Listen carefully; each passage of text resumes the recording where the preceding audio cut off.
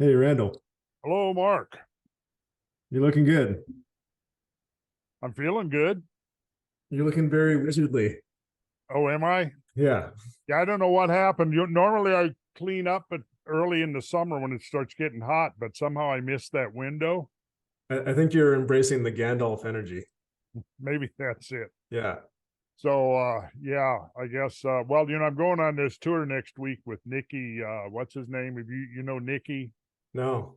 with he's got the beard. You don't know Nikki? So is it a competition? No, he he's been on a bunch of the tours. So I'd be surprised if you guys were not on Oh, at least one tour together. well, then I've probably seen him. Yeah.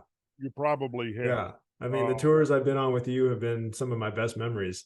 And so let's see. I know we were there with Robert in the Southwest, yep, and then we did Utah, Scablands, Scablands. where I'm repping it right now. You're what? I'm representing it right now. Oh, you are. You see the shirt? Oh, my shirt. Yeah, I'm wearing your shirt. Wait a minute. Let me see. I accidentally bring you back here. I accidentally minimized you. Let me see. Where did you see? I upgraded to 3 monitors, and I'm still not quite used to it because things disappear on Oh, they well. hide behind other stuff on other monitors. And then I go, okay, where the hell did that go? Okay, so oh there. Okay, so I think you're hiding on monitor 2. Well, I wore this shirt just in case we need a map to reference the Scablands. Oh, good, yeah. Yes.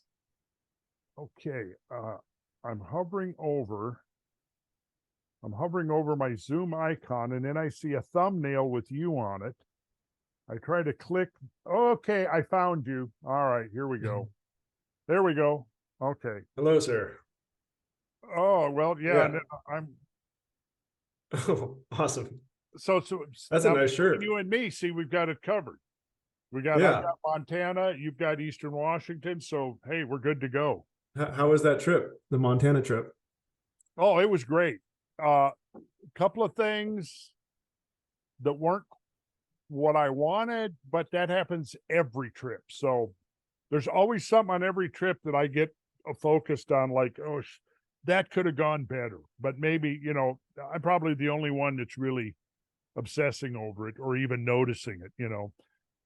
I guess the main thing is we keep trying to, do this, the Camas Prairie current ripples, which is Western Montana. It's this giant ripple train where you have these 3 and 4 story tall current ripples, a field of them coming in from 3 different directions and converging in this 10-mile long, what is it, 2-mile wide basin. And if you get there just at the right time, with this, you want a low sun angle, because when the sun is high, the higher the sun, the more it washes out the topography. But if you get that low sun angle, man, it just makes everything pop out. And it was cloudy and rainy, and so it just, and it's been something. I guess the last Montana trip we got hung up, and it took us longer to get there, and so it was already too late. The sun had already gone down by the time we got there. So, but the next time, I vow we're going to get there at the critical moment when that sun is like 10 to 20 degrees off the western horizon, and that sunlight is just playing over the top, and you can just look down the basin and you can just see those ripples disappearing into the distance. It's an impressive sight. And then That you sounds can amazing. it is amazing. And then let's see, my second trip to the National Bison Range. And you can see here commemorating that is on the t-shirt. Oh, wow. So this actually is kind of depicting the bison range, and then you see the floodwaters going by here with the icebergs in them. Oh, and those would be carrying the giant boulders that. Some of them would, not all of them. There were thousands of icebergs, thousands of them. There's probably thousands of erratic iceberg rafted boulders too, but there were certain areas where the concentration of boulders being carried aboard icebergs was greater, in other places less. The most prominent place is in the Scablands, and I think we went there. It's called Boulder Park. Mm-hmm. Does that sound familiar? Yep, there was one about the size of a 3-story house, I Yeah, think. did we, the one by the road that we stopped by? Were you on that one? Yep. Yeah. Okay. So that was a good example of an iceberg rafted erratic. But when you make that whole area of that plateau area of eastern Washington up there, which is the Waterville Plateau, after the little town of Waterville, it's up there. Literally, there are hundreds and hundreds of them. Now that is one of the biggest and most spectacular. That one we stopped, like you said, it's a 3-story. It's actually probably even more than that. But yeah, I think it's over 30 feet tall, that rock. Anyhow, yeah. So the top of there's a knob, a steep, large hill rising up out of the basin floor, which is the Mission Valley. Okay, the top of that is at about 4,800 feet above sea level, and the high water mark was at 4,200. So you'd have been about 600 feet above the water if you were on top of the Bison Range. And of course, the thing is that it wouldn't have just been a nice sunny day and you're watching the flood go by. It would have been very chaotic times, and probably also extreme rainfall, extreme wind, lots of darkness, a lot of pollution and dust in the air. So I don't know if you would have seen anything from up there. But if you did have visibility around 600 feet below you, you would see this raging floodwater that pretty much filled the whole horizon and swept around both sides of the Bison Range. To get to the top, there's a winding road that takes you up to the top. Did we go to Steptoe Butte? I think we did. That sounds really familiar. Yeah, out on the rolling Palouse. That sounds very familiar. Winding up. Yeah, communication towers at the top, road. Yes, we did. Going up to the top, right around late afternoon, sunset. Yeah. So that would have been a very similar scene during the peak of the flood. The waters didn't rise high enough to overtop that.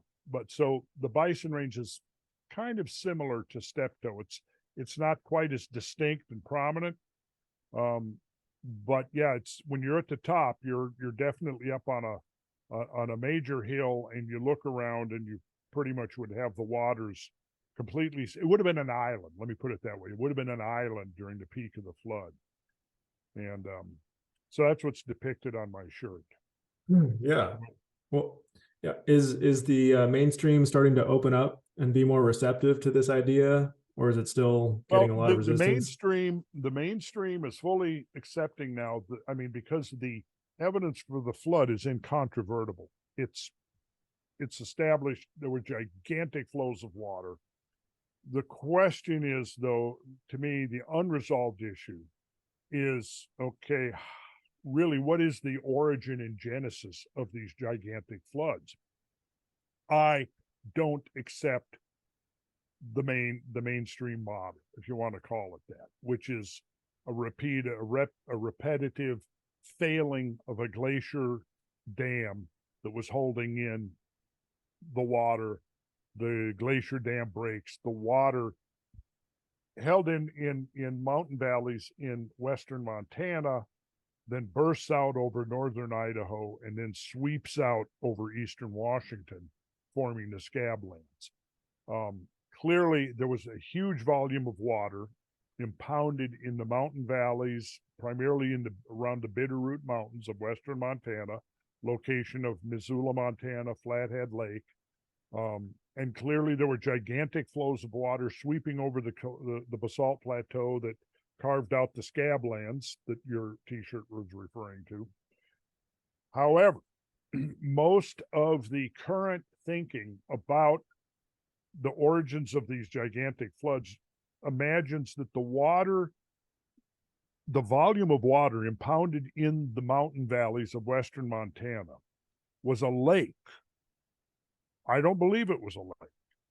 I don't think it was a lake at all. I think what it was a temporary, rapid filling or impoundment of water, and then an equally rapid draining. And this may have occurred more than once. It probably did occur more than once. There were probably several episodes, and this water was being fed directly by rapidly melting, catastrophically melting glaciers just to the north over Alberta and British Columbia. And so the difference is, I think, if in terms of how we think about this, is that a lot of the typical accounts that you see of the Missoula floods, as they're usually called, attributes their origin to this dam break model.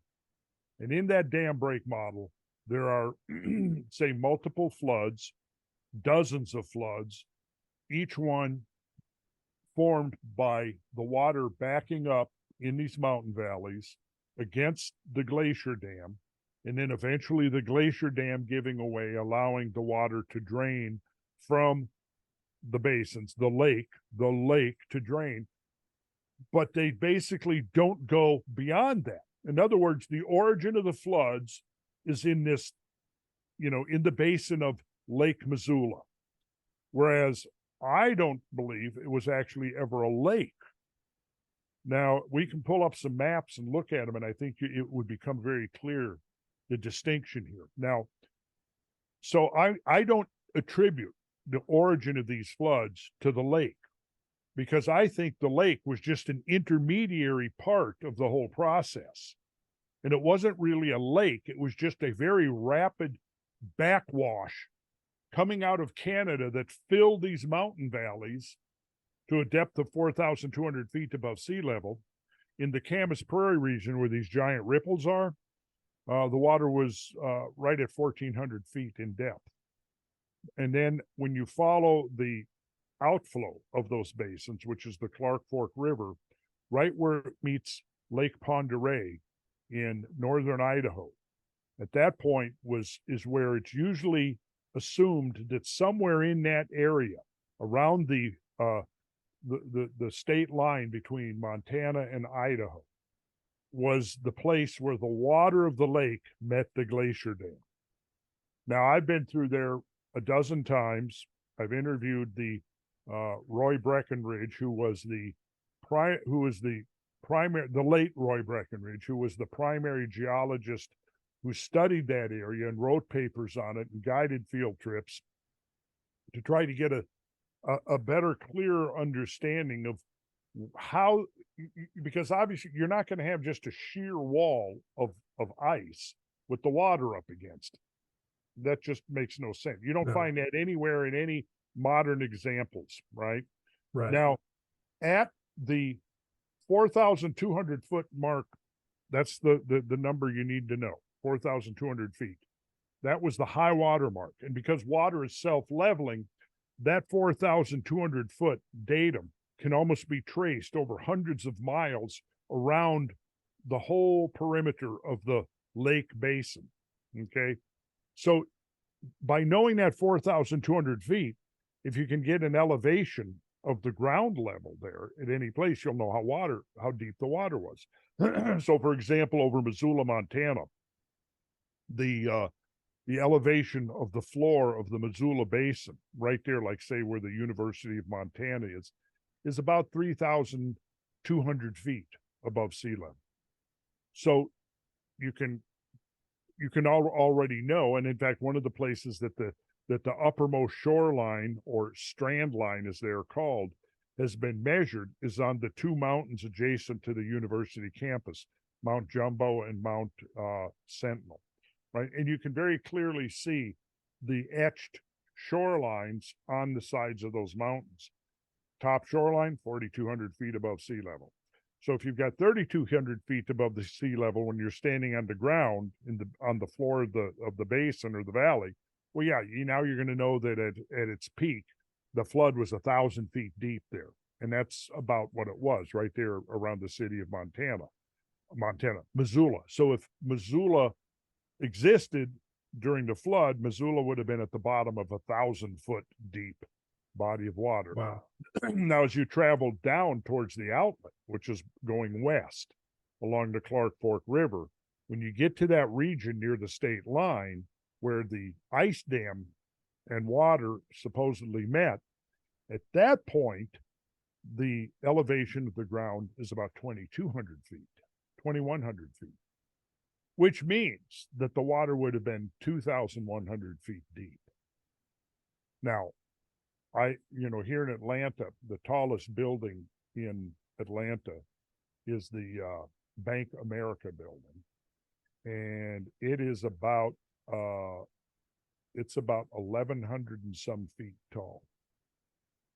So it would have been about, and you can look at the skyline of Atlanta, and as you come up to Atlanta and you see the very large buildings and you see this tall building prominently above all the rest, and then you look at that and you try to imagine water in a lake being that deep. Well, yes, we have such lakes. Now, Lake Pend Oreille, as it turns out, is around 1,100 or 1,200 feet deep.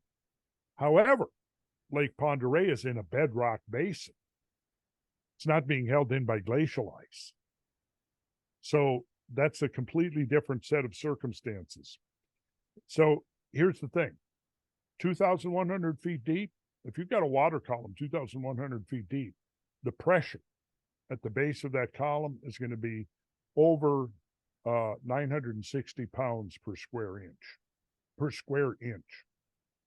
And that, to me, immediately raises the question of how in the world could glacial ice be such a proficient, damming material that no water could percolate, and it's got to be a perfect seal. Water cannot be percolating through because it would quickly initially start out relatively slow, but it would, once you start creating that aperture or tunnel in any kind of a dam break model, it exponentially increases in width. Because for one thing, as it gets bigger, it allows more water to rush through faster because there's greater volume of water moving through the aperture than the friction as compared when it's small. So what happens is the water starts moving much faster, becomes more erosive. And then what happens is when you look at the dam break models formed by modern glacial dams of the last century or century and a half, what you see is that they typically will burst through the ice dam when the water gets between 100 and 300 feet deep. At pressures, 1/10 to maximum 1/3 the kind of pressures that would be necessary for this ice dam to sufficiently retain water at that kind of pressure. So, here's okay. Having gone through all that convoluted back to give you some context, you asked the question: is there beginning to be a shift in the thinking? And not much, but it's got to happen. And the reason I say it's got to happen is because the evidence for that is pointing to a rethink is really getting overwhelmed. And I think it really is time to take the thinking about these mega floods to the next stage. The effort has been to explain them by reference to modern processes. The closest analog would be an outburst flood, like we see in Iceland or Alaska or the Himalayas or the Canadian Rockies, and which we have seen quite a bit of recently, because here's another context. In the last, what the name of the current geological epoch is? I'm not trying to put you on the spot here. Oh boy. The current geological epoch, the one we've been in since the big ice age ended. Holocene? Yeah. Holocene. Yeah. You got it. Okay. Good. They're very good. I was nervous for a second. Yeah. I guess I learned something on your trips. I hope so. The Holocene. Exactly. So throughout the Holocene, in the Holocene now, and I know you wanted to talk about Atlantis. This will be a good segue over to it, because the Holocene, the date of the Holocene now, is usually given as 11,600 years, the transition. In fact, if I pull up here, just pull up just Google here, and I Google Holocene. Yeah, feel free to share your screen if you want. Well, I'm just going to read to you. Okay, Holocene, Wikipedia. The Holocene is the current geological epoch. It began approximately 9,700 years before the Common Era. So that would be, they're giving it as 11,650 year, calibrated years before present. Get that? 11,650 years. Well, what's really interesting about that number, now, why do you think that geologists are using 11,650 years ago as the transition from the previous epoch, which was the Pleistocene, which lasted now for almost 2.6 million years, to the present epoch, the Holocene, which is now considered 11,650 years old? So was that date just picked arbitrarily? Or is there something that causes that date to be significant, that would be the transition date that's given? What do you think? Well, from what I've learned from you, it seems like there's a pretty stark boundary between before and after. Okay, now at this point, I know, Mark, you're well familiar with the term Younger Dryas, right? Yes, sir. All right, so the Younger Dryas was a 1,300-year climate catastrophe that began around 12,900 years ago and ended around 11,650 years ago. In both the beginning and the end of the Younger Dryas involved extremely rapid, extremely huge magnitude climatic and environmental changes. So when the bottom, the top, when you're talking about geological stuff, bottom is older, right? So if I talk about the bottom of the Younger Dryas, it's deeper down in the strata and therefore older. That makes sense, right? So the lower Younger Dryas boundary was 12,900. The upper Younger Dryas boundary, 11,650. Give or take a half a century in both cases, right? So 11,000. So what happened? So one of the things that happened was there was an extreme spasm of global warming that happened. Almost assuredly associated with, or as resulting from, that rapid warming, and we're talking about a warming of 8 to 10 degrees centigrade at least, which is 16 to 18 degrees roughly Fahrenheit. And we're talking about a warming that took place not over centuries, not over decades, but literally over a few years, maybe less than 5 years, maybe even as short as 1 year. Wow. 1 year. So we still don't really have an explanation for that. Okay, let's come back to the upper Younger Dryas boundary. When that warming occurred, there was an associated melting of the great ice sheets over both North America and Northwestern Europe.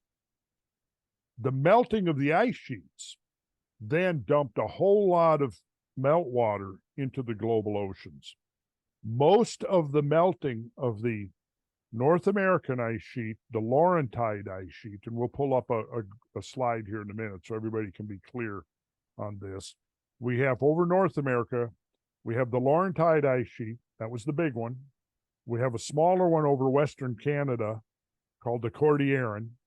And at the same time, there was another ice sheet over Northwestern Europe called the Fennoscandian. So we had three great ice sheets. on the planet during that no longer exist during the depths of the Ice Age. The Cordilleran in Western Canada, when it melted, all of its meltwater went into the Pacific Ocean. The Laurentide and the Fennoscandian, when they melted, all of that water went into the North Atlantic or into the Arctic Ocean. But in either case, what these melting events did was caused, as a result, a rapid rise in sea level. There is a pulse of sea level rise from its late glacial low stand, where it was about 400 feet lower than now.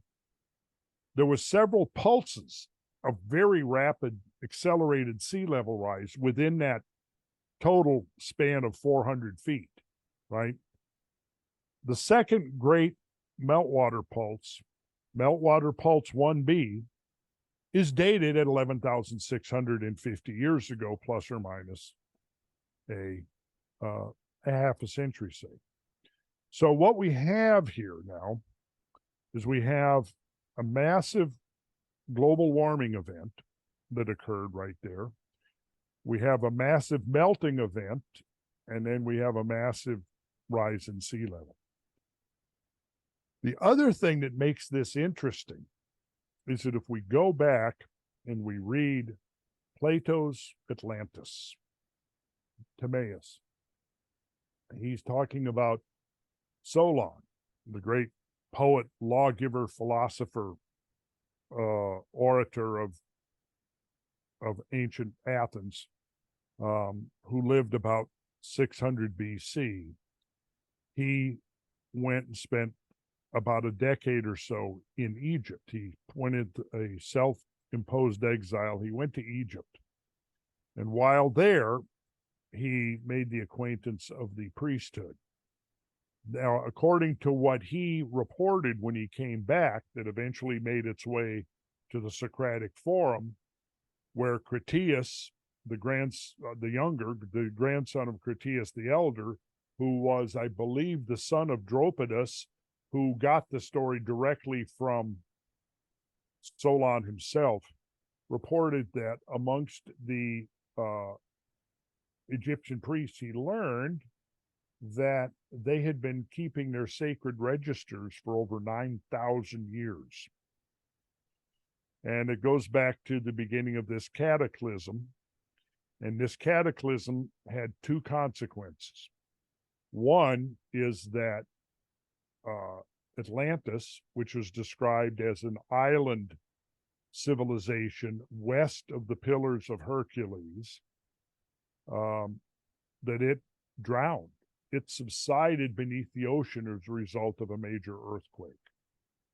And the date of that, and then the other consequence of this period of time and what happened was there was an extreme erosional event that he describes on the Greek peninsula. So then in the aftermath of this great war between the Atlanteans and the Proto-Athenians, there was this catastrophe. And both the homeland of the Proto-Athenians was not completely destroyed, but in effect underwent this tremendous catastrophic erosional event. The Athenian army was destroyed in this, as well as the Atlantean civilization. According to the Egyptian priests that Plato documents in this conversation, Solon was told that these catastrophes and the subsidence of Atlantis happened 9,000 years earlier. So if you pull up your calculator, Mark, and you go, okay, common era, let's just say 2,000 years, rounded off, right? And then Solon made his sojourn to Egypt about 600 years ago, so now add 600 to that. Okay. And then the events, according to the Egyptian priesthood, happened 9,000 years before that. So add to that 9,000. So we got 11,600. We got 11,600. So right within that narrow little window that has now been defined by science. Now, as a time in which extraordinary things were happening globally, including a major climate change, a melting event, and a sea level rise event. And this just so happens to be the date that Atlantis supposedly sunk or subsided beneath the Atlantic Ocean. Coincidence? Well, your mainstream, the gatekeepers are going to try to dismiss that and get around it and say it's just coincidence. And if it was an isolated thing, yeah, you could perhaps say, yeah, it's coincidence. Is it isolated, though? I think the answer is no, it's not. There is a lot to support the idea that if you get away from all the frou-frou that's accumulated around the whole Atlantean idea, and you just get back to what Plato specifically said and described, you look at his geography, his oceanography, his geology, you discovered that there's really nothing too much there that he's describing that is so, it's certainly not within the realm of science fiction, where a lot of people have been trying to put it. Now, certainly we have to be open to the idea, I believe, completely independent of any notions about Atlantis. I think we need to be open to the idea. I think we're obligated to consider the idea that ancient cultures, probably going back well into prehistory, whose memory has been more or less lost to us, have had access or have developed technologies using natural science, and that we have basically no knowledge of, or only trivial knowledge of, that they had technological capabilities and scientific capabilities that have been lost or forgotten. We certainly need to be open to that. We'll get into that discussion shortly. But for now, the idea that Atlantis, according to the Platonic account, Plato himself, what he describes, puts it right precisely in that window. So he was giving us that date, 2,300 years ago. Remember, Solon lived about 300 years before Plato. So Plato was giving us that date 2,300 years ago. Egyptian priests were giving it to Solon, 2,600 years ago. And now science has confirmed that indeed something happened on that date. And it involved a rapid sea level rise. I mean, that was, yeah. Duh. Well, that was an amazing explanation, and I love hearing you tell that. And it's amazing when mythology and science match up and kind of confirm one another, because science dismisses mythology as all woo woo, right? But I feel like they need each other. Well, what they don't understand is mythology is simply a way of encoding knowledge. Science has ways of encoding knowledge, and if you don't know the symbology and its decipherment, I mean, you can read a scientific paper and they start integrating this and deriving that, and they use the mathematical equations, and a person not trained in that language is not going to understand what it's saying. Well, mythology is symbolism. It's all symbolism. And you have to be able to understand and decipher that symbolism. And when you do, suddenly, just like if you're reading a scientific paper, but you don't know any calculus, or, you're reading a paper about the floods that we study and you don't know any hydrology at all, you're gonna miss a lot of stuff. You're not going to understand what is being presented. And that's what it is. They don't understand. They don't understand that mythology is a very sophisticated, coherent system of symbology used to encode information about all kinds of things, historical events, things, the science of the past. So yeah, I mean, what Yeah, we I need mean, is a major paradigm shift, and it's beginning to happen. it is amazing how even though it's Atlantis is often dismissed as this woo woo thing by many people, it still deeply resonates with us today, and it's still very relevant, in pop culture, Oh in yeah, movies and references on YouTube. If you go on YouTube and you look up Atlantis, all these videos have tons of views.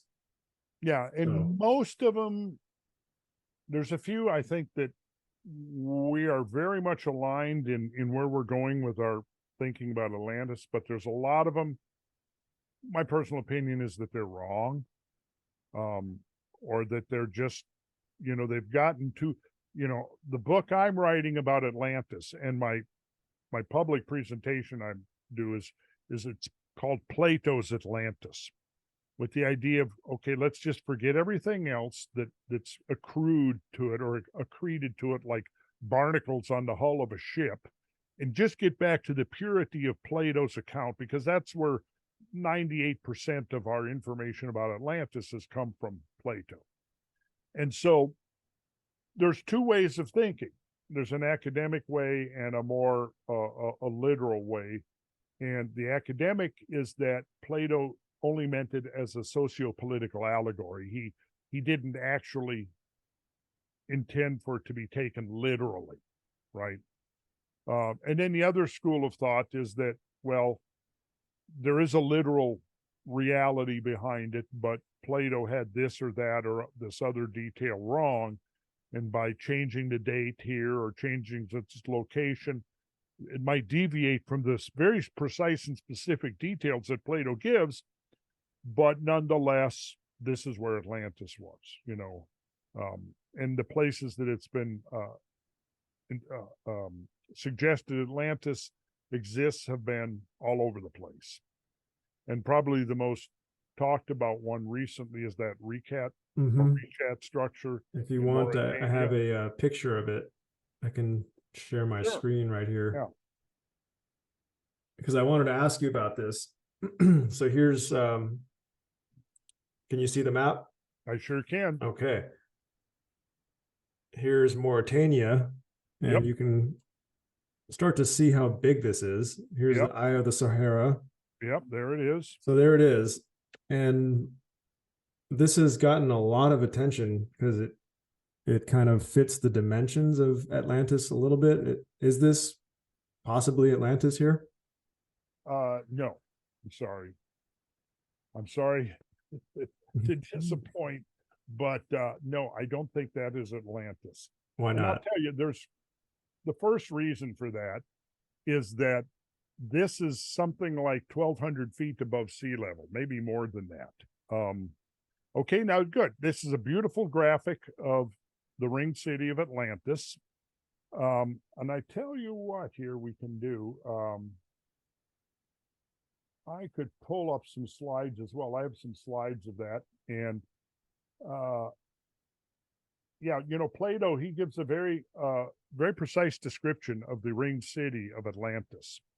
And he gives it in terms of stades. And the stade, depends, there were variations on the stade, but essentially it was about, in ancient Greece, it was about 608 feet. And that was the length of a stadium. That's where we get the word stadium from. The place we still use stades today, actually, there's the English, the imperial counterpart to the Greek system stade was furlong. And where we use furlongs today is in horse racing. It's a remnant of ancient Britain. And most like the feet, the yard, the inches, the furlongs, that's all part of the so-called imperial system that we've inherited from ancient Britain. In the Greek measurement system, a stade was where we, like I said, from the word stade, we get the word stadium. And it's based upon a geodetic number. It's 608 feet. Okay, so I could actually, let's see here. I'll stop sharing. Okay, so I want to read to you here what Plato has to say. Let me see if I can find it fairly readily here. Okay, so this is directly from Plato. Let's see here. Let's see. First of all, they bridged over the zones of sea which surrounded the ancient metropolis, making a road to and from the royal palace. And at the very beginning, they built the palace in the habitation of the god and of their ancestors, which they continued to ornament in successive generations, every king surpassing the one who went before him to the utmost of his power, until they made the building a marvel to behold for size and for beauty. And beginning from the sea, they bored a canal of 300 feet in width and 100 feet in depth and 50 stadia in length. So I'm going to share a screen. Okay, so now as we're looking at this, here's the ringed structure. Okay, so beginning from the sea, they bored a canal of 300 feet in width and 100 feet in depth. That's this right here. This is your 300-foot wide. Now, all this is to scale, right?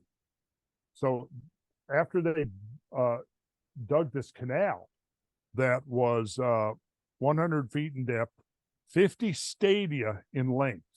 Remember I said a stade was about 608 feet. So if you go 608 times 50, it's going to give you 30,400 feet. So that would be right at 5.75 miles in length. So that's the canal that's coming in from the sea. So it's, like I said, you've got about so a little less than 6 miles, about 5.75 miles that this canal is long right here, right? And it connected the ringed city to the sea. So they brought the seawater in. Now it's showing brown instead of blue because after the canal was dug, they built a bridge over the canal that was almost like a roof on the canal. And so you could traverse on foot or horseback or whatever on top, but it was high enough that you could still sail ships beneath the roof to each of the rings of water. Is that making sense? Yes. Wow, that's a big canal. It's a very big canal, yeah. So, and beginning from the sea, so I should actually do an updated version where I'm showing the sea down here, the ocean, so you can see that it's linked to the ocean. So that right there is the first major discrepancy between what Plato's describing and the recap structure. You can, for example, look and see how far the recap structure is from the ocean. And then you realize that during the days of Atlantis, the ocean was actually several hundred feet lower. So that would put the coastline even further away from the recap structure.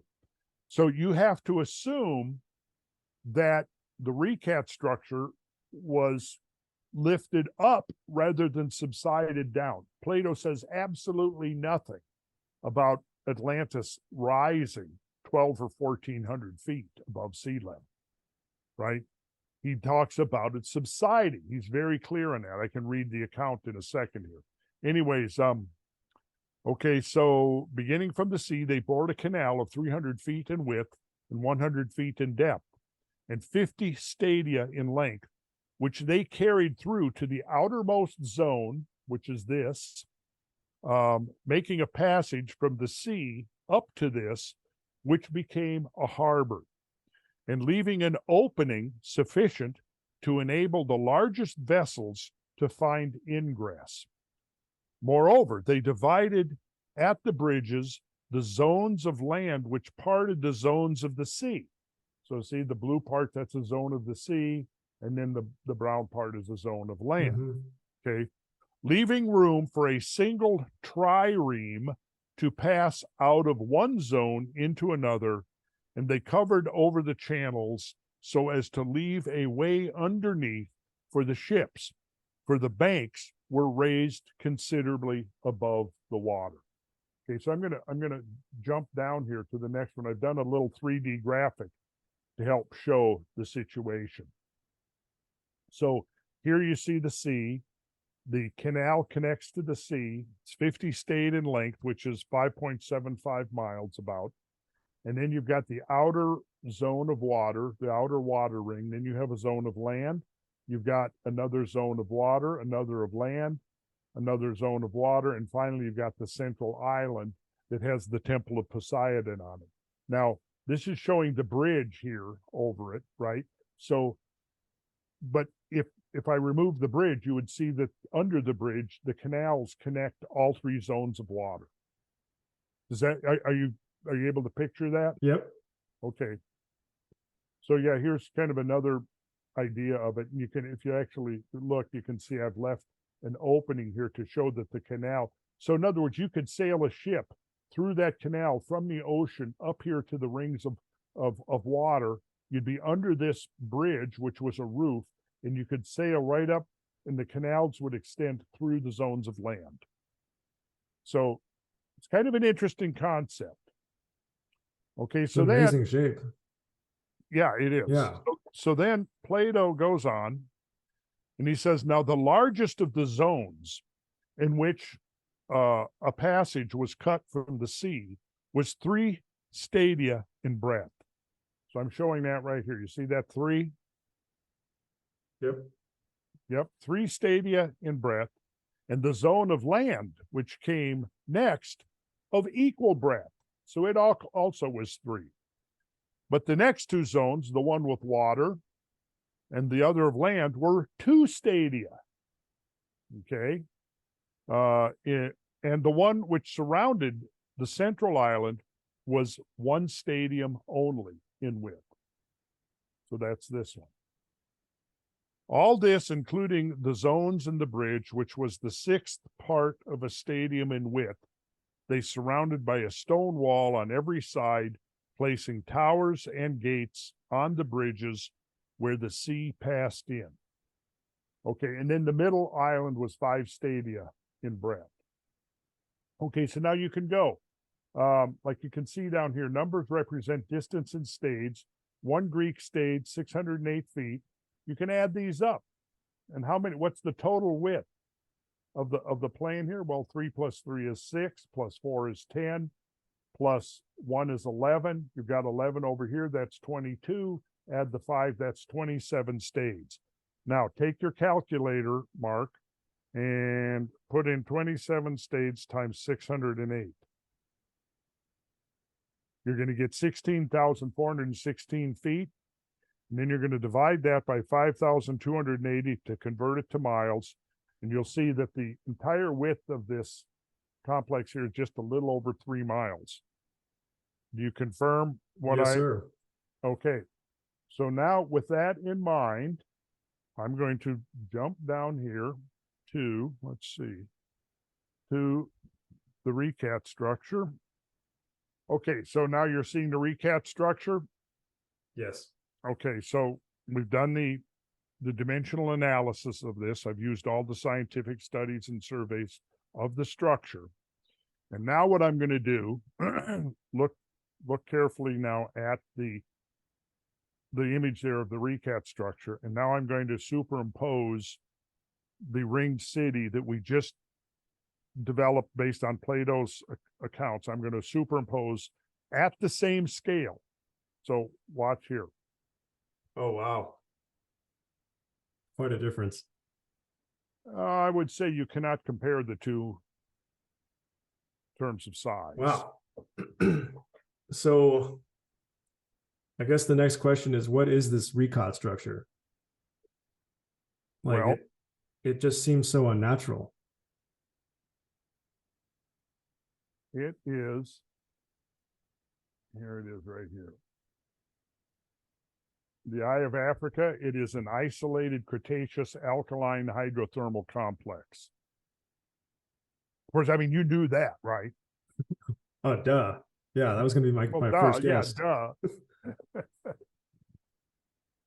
Hydrothermalism, hot water, played an important role in the evolution of the recat complex. It is responsible notably for the karst collapse central megabreccia formation the alteration sequence of the rhyolites, the potassic alteration of the gabbros, and the stable isotope enrichment of the carbonatites.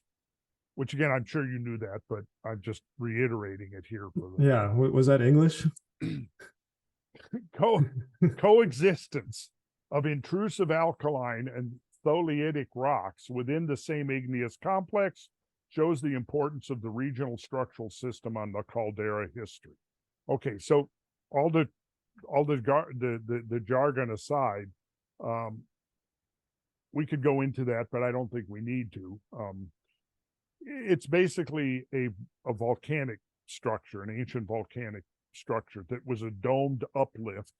So when you have a dome, if you can picture that you've got, can you see my hands on the yes. Okay, so picture you've got layers of rock, and then you've got pressure from underneath causing an updoming like this. But now you've got multiple layers arched over that dome, and then you truncate the dome. You slice off the top part of the curve, and what you've got visible now is a series of concentric rings. It's like an onion that like an onion. cut off. Yes. Yeah. You got it. You got it. Exactly. As long as you cut that onion along the proper plane, you would get the same exact effect. And that's what it is. It's a natural formation, like the key right down here. Pre-existing deep structural weaknesses responsible for the elliptical shape of the Recat caldera acted as a pathway for the ascent of magmas and allowed the rise of carbonatitic and kimberlitic melts from the asthenosphere and basaltic magma from the subcontinental lithospheric mantle. So what could have cut it off? Erosion, water erosion. Was this something that happened over a long period of time, or was this an instant type of thing? I think it was probably, when we say a long period of time, I say a long period of time, but not at modern erosional rates, because we can look, and I can pull up Google Earth here, and I'll show you in a second. You can see the evidence of huge water flows over Mauritania. That probably the last time it occurred would have been right there at that window, give or take a millennia around the Younger Dryas. Let's see. And you had some of those. Yeah, I really wanted to see this image. So this makes it pretty clear. Yeah, here you can see the magma reservoir that's rising to the surface and forcing the up dome of the, you can see the layered rock here, right? And so it's because it's this up dome, and then at the top of it is sheared off. So in cross section, what you're then seeing is the rings. And I mean, the basalts are there. You know, you can see the different rock types. It's now, is it possible that ancient peoples saw this? From the ground, it's very difficult to tell this multi-ring structure. But is it possible that there, I mean, I'm almost certainly there were humans here. Probably nomadic.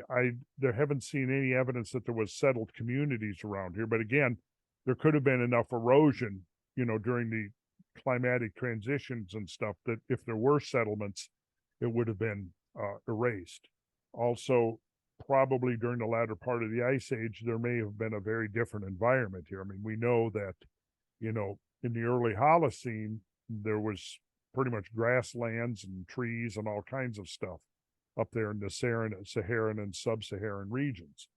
But yeah, I think that if we go through, take Plato's details at face value, there's no way we can consider this to be Atlantis.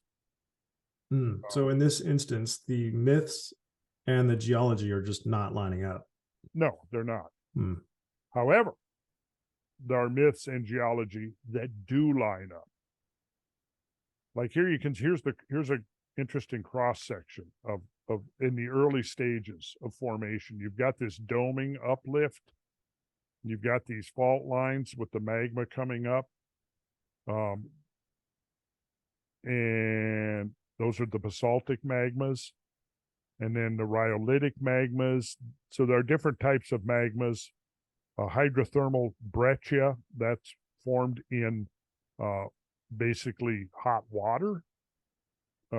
Limestone, you can see there was a limestone layer here, overlaying quartzitic sandstone, and then more sandstone on top of it.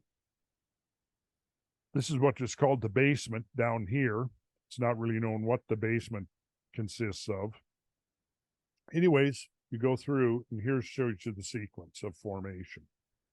Then you had this central structure collapse down because as the magma flows out, it creates a void, and then you'll have this structural collapse, and then it ends up like this. Then the erosion happens, and this is what you're left with. And this stuff in the middle here, this is the breccia, which means broken rock. And let's see here, I might have enough. Let's see what I got here.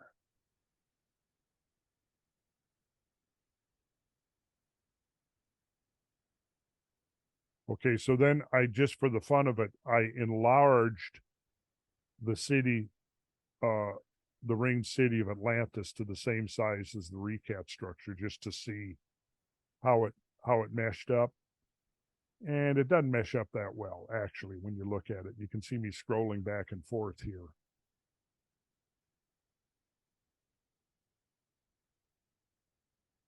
But if that was a city, wouldn't there be, and there's remnants of a city, if that was a city, wouldn't there be things like pottery and sculptures and just a little bit of evidence that there was Yeah, humans? I mean, there is a little bit of evidence that people have been there, which shouldn't be surprising. Okay, so yeah, here we go. Here's the outcropping mega breccia at the center of the recap structure. So this, you can see part of one of the rings here, and then there's your your basin area between, and then probably part of another ring right here. And there's Seems like not a lot of work has been done out there. You know, it's so desolate. Right.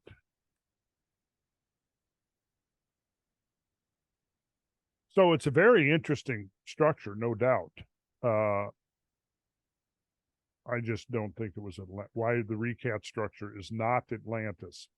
1,400 feet above sea level. No evidence of isostatic movement. Was never an island. Limestones are 90 million years old. So that means it was at sea level, 90, shallow marine. Limestones that I just showed you on there would have been in a shallow marine environment, but those fossils are 90 million years old. It's not west of the Pillars of Hercules. It's not in the Atlantic Ocean. The rings are a natural formation. There's a huge disparity in size between the circular city described by Plato and the recap structure. Plato repeatedly uses the Greek term nason, which means island, or nasos. But I do say this, recap structure may have been part of a far-flung Atlantean empire. I'm willing to concede that much. Anything's possible. Yeah. Yeah. Well, I find it interesting. I just did a video on Plato's allegory of the cave. Mm-hmm. And it's very clear in that account that it's an allegory. It's pretty obvious. And in this account, it's not obvious at all. It seems like he's very meticulous about measurements. And if it's an allegory, it's like, why is all this other detail in here that's way too specific, Yeah. Well, he makes it very clear himself that it's not an allegory. Right there in the text of Timaeus and Critias. The first thing he says at the very beginning of Critias is this, or at the beginning of Timaeus. Now this is Critias speaking. And Critias says to Socrates, "Then listen, Socrates, to a strange tale, which is, however, certainly true, as Solon, who was the wisest of the 7 sages, declared." So right from the very beginning, he's saying this is, it's certainly true. He's not Certainly saying true. This is an allegory. It's true. Right. One thing that you told me that blew my mind was that the Atlantic Ocean may have been called the Atlantis Ocean at one point because the sea is flexible. Yes. That stuck in my mind when you told me that. Well, think about the letter C. Take the word circus, for example. There you've got, both pronunciations of the sea, the hard C and the soft C. So if you look at Atlantic, we generally pronounce it as a hard C. But in ancient Greek, it was a soft C. So it was the Atlantis Ocean. There you go. So, yeah, right. There you go. I mean, the clue is right there in front of your face. The clue is right there in front of your effing face, okay? Well, I think a lot of people, so we just desperately want to know where Atlantis is. So when we are presented with some story that shows something that looks like Atlantis, we eat it all up. And it's very fun to just entertain those ideas. Oh, sure.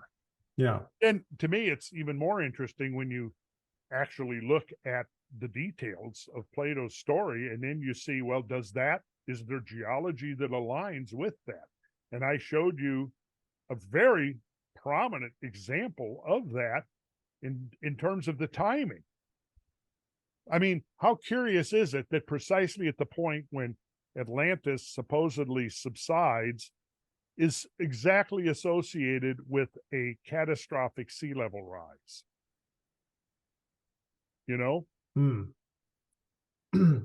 Yeah, and I think Graham Hancock put it quite well. We did a video together a while ago comparing like the societal structure of Atlantis and how it's so similar to what we're going through today.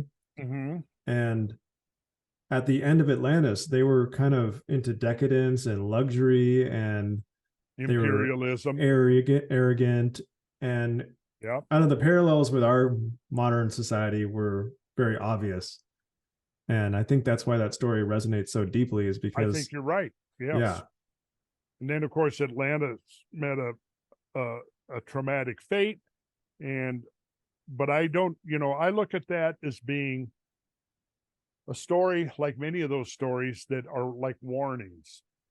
And it's not a prophetic in the sense that, this is going to happen. No, this is what can happen.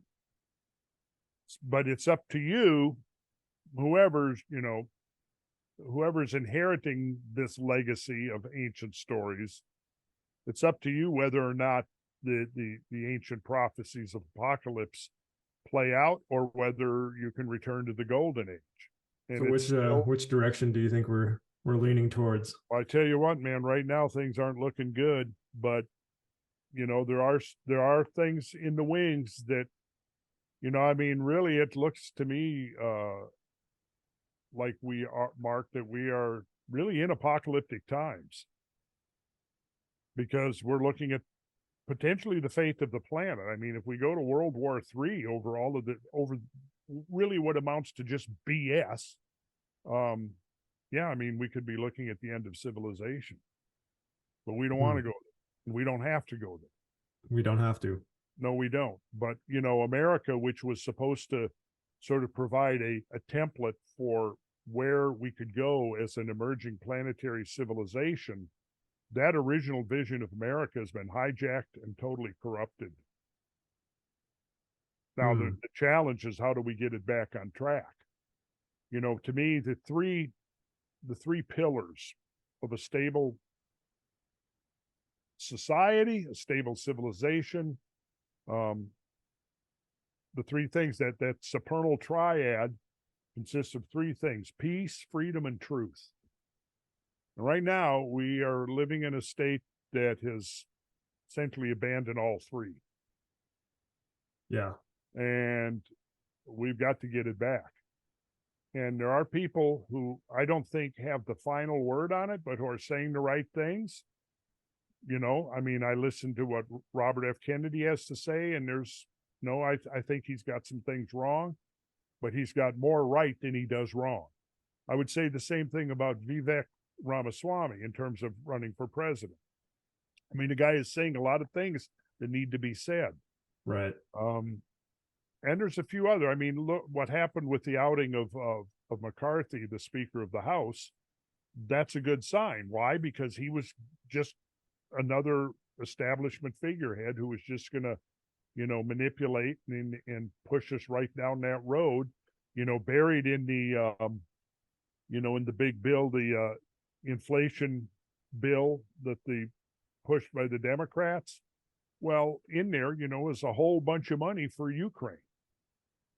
Billions and billions of dollars for Ukraine. So you go for the Inflation Reduction Act, but buried in there are so many things that, that's the whole problem with the omnibus bill.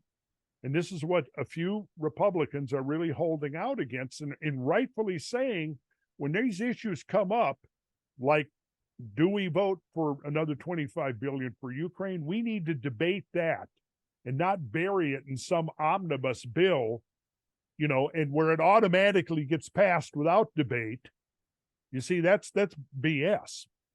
I mean, when these kinds of things come to the floor that are going to affect all of our lives, potentially for years to come, yeah, we need to debate these things. We need to have open and unfettered discussion and not suppress these, not hide it in some omnibus bill that's, hundreds and hundreds of pages, where you're voting on 20 different things all at once.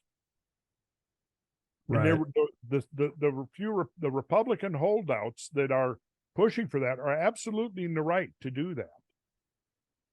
Yeah, it just feels like our politicians on both sides they don't have our best interests. No, they don't.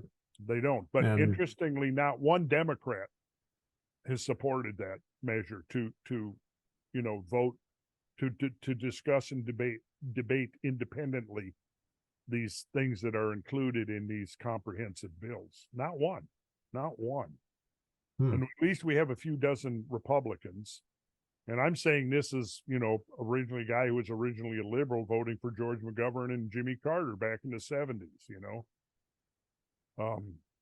Yeah, well, I'm very inspired by what Robert F. Kennedy Jr. is doing. He's split off and he started his own independent thing. And I'm really curious to see how that goes, because when's the last time we had a proper third party?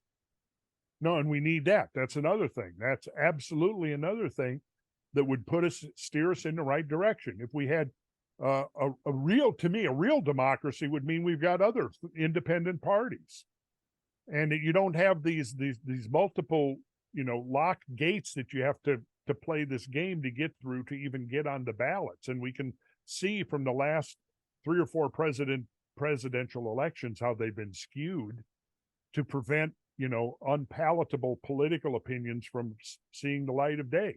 I mean, whether you agree with them or not, I mean, look at some of the presidential races that Ron Paul was in, like 2012. I mean, guy was doing fantastic. And yet the presidential debates, he couldn't get a hearing hardly at all. Who was given 10 times more airtime than him was what's his name, that just retired from Utah. You know who I'm talking about. Is that Pence? Who? No, he was no. Senator from Utah, ran for president. Oh, Lindsey? Republican. No, he's now retired, not Lindsey Graham, but he needs to retire. Yeah. Oh, come on. He's a Mormon. God, I don't know. Oh, it'll come to me in a second. I can't believe I can't think of his name. It's right on the tip of my tongue. You would know instantly. Yeah. But in your lifetime, has the country ever been in a state of division like it is now? Or well, during the late 60s, it got pretty confrontational. But interestingly, there was some key differences there. For one thing, we still had a semi-autonomous media. So you had different points of view.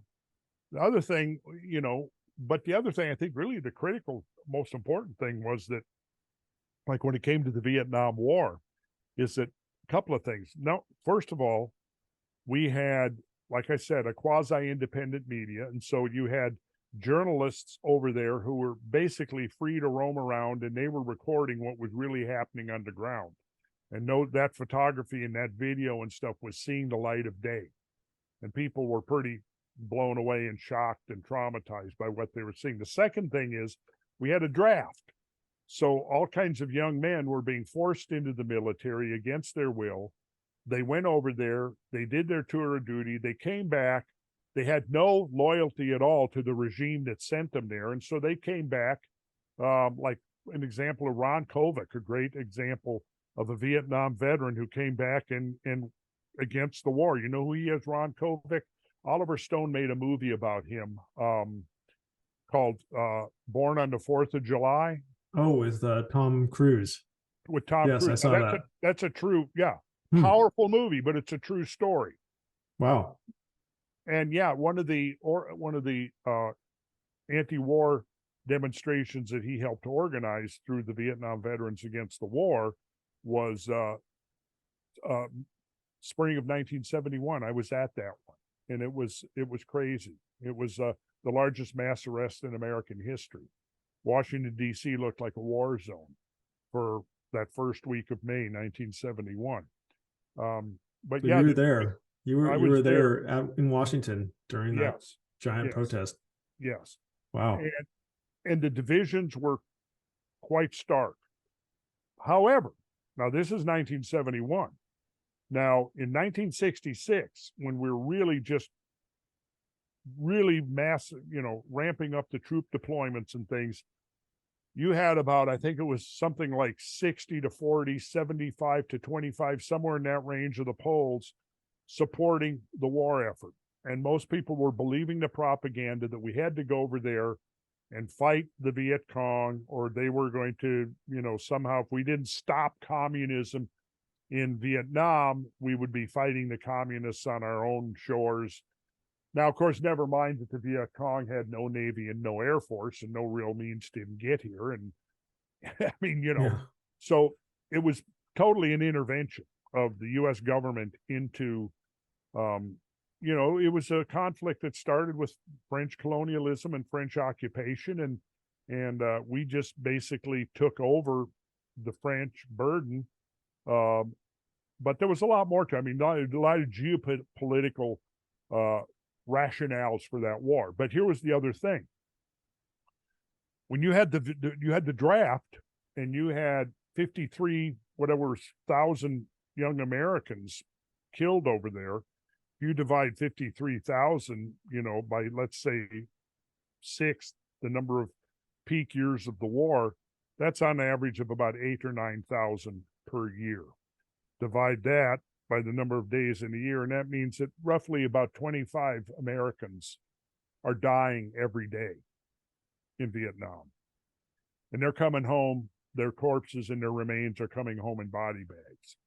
Everybody knew somebody that had been killed, maimed, driven insane with PTSD from what they had seen, what they had to do, and all of that kind of stuff.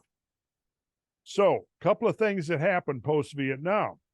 Number one, embedding journalists. So journalists are not free to roam around at will and take pictures. I mean, how often are we seeing pictures of the atrocities on mainstream media of what's going on in Ukraine?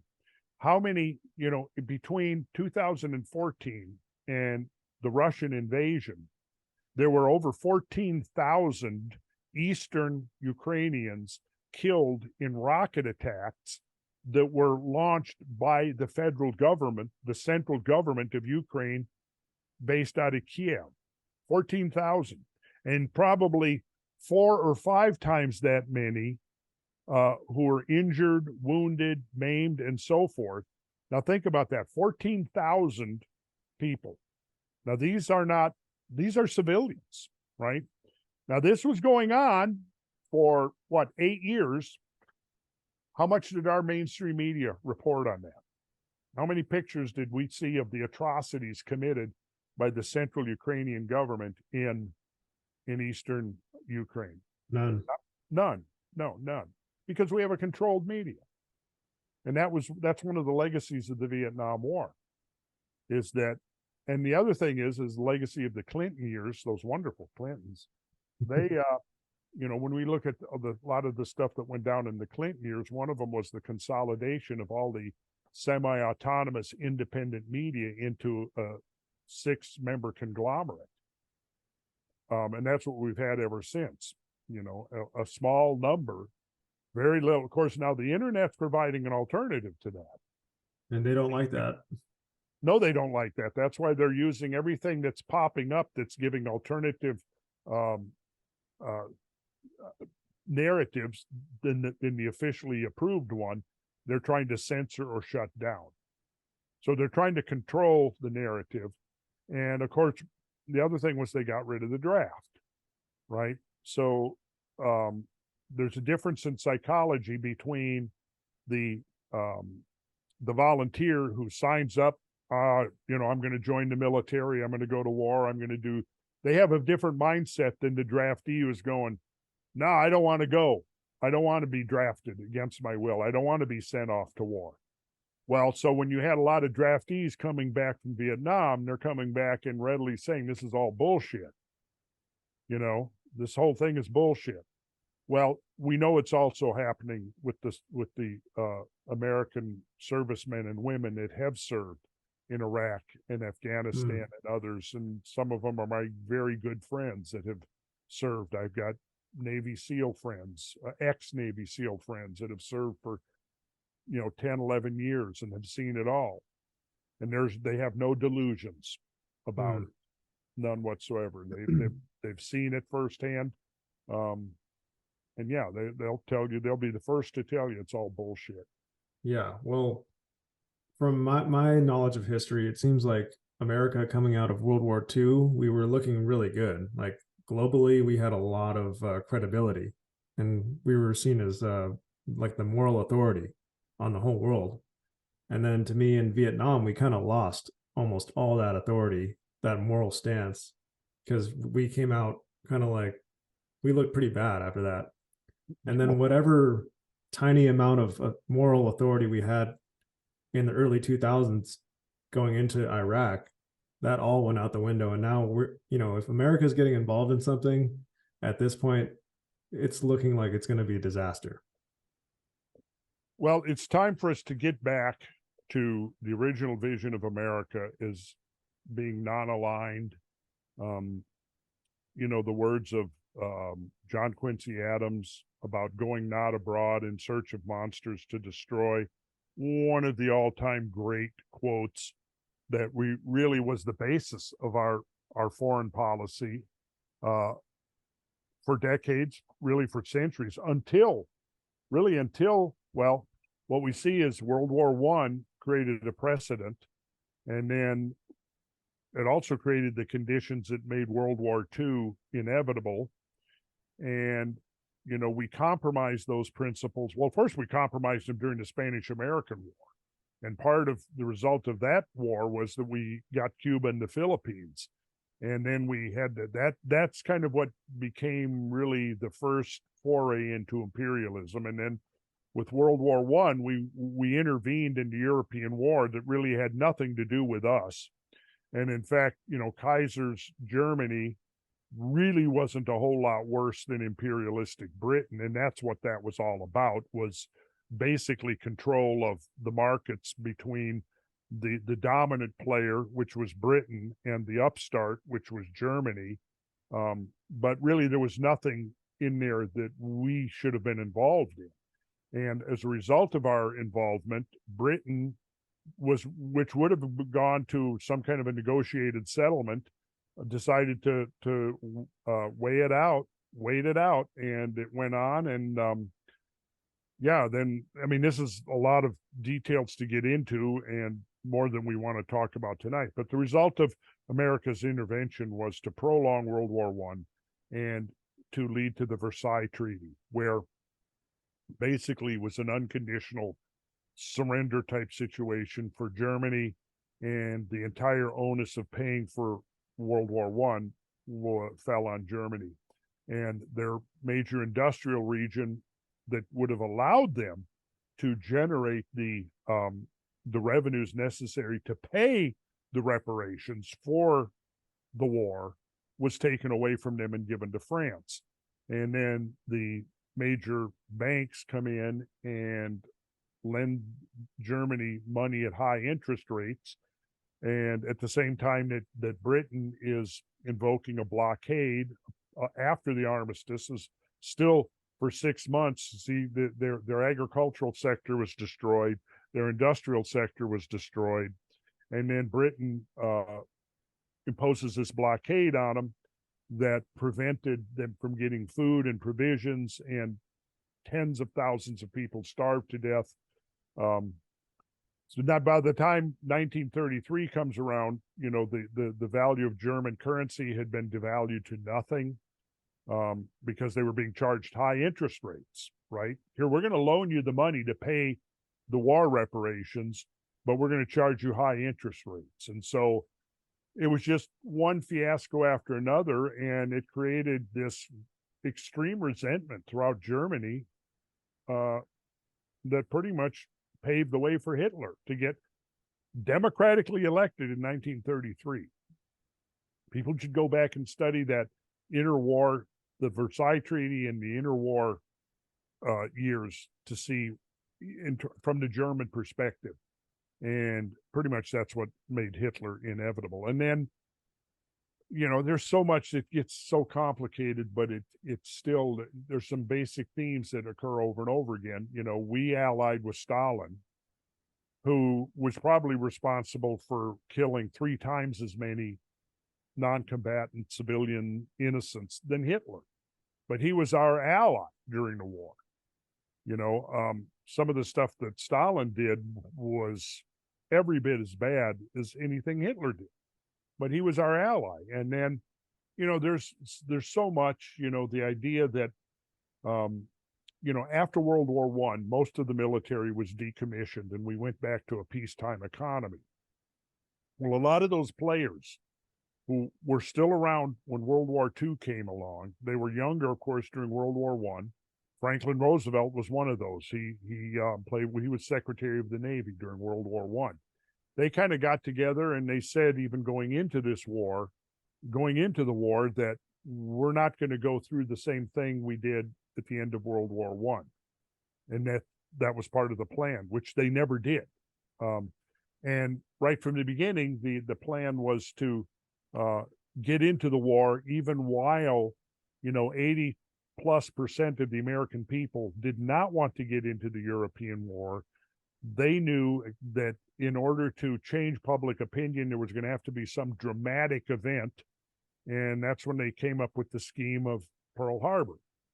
And it's been well documented. Of course, it's not being taught in history classes in government-run schools, what went down there. But they had an 8-point plan that was all designed to provoke Japan into attacking us. And it involved such things as, for example, as moving the Fifth Fleet from San Diego, where it was invulnerable, to Pearl Harbor, where it was now vulnerable to attack. It included releasing fake,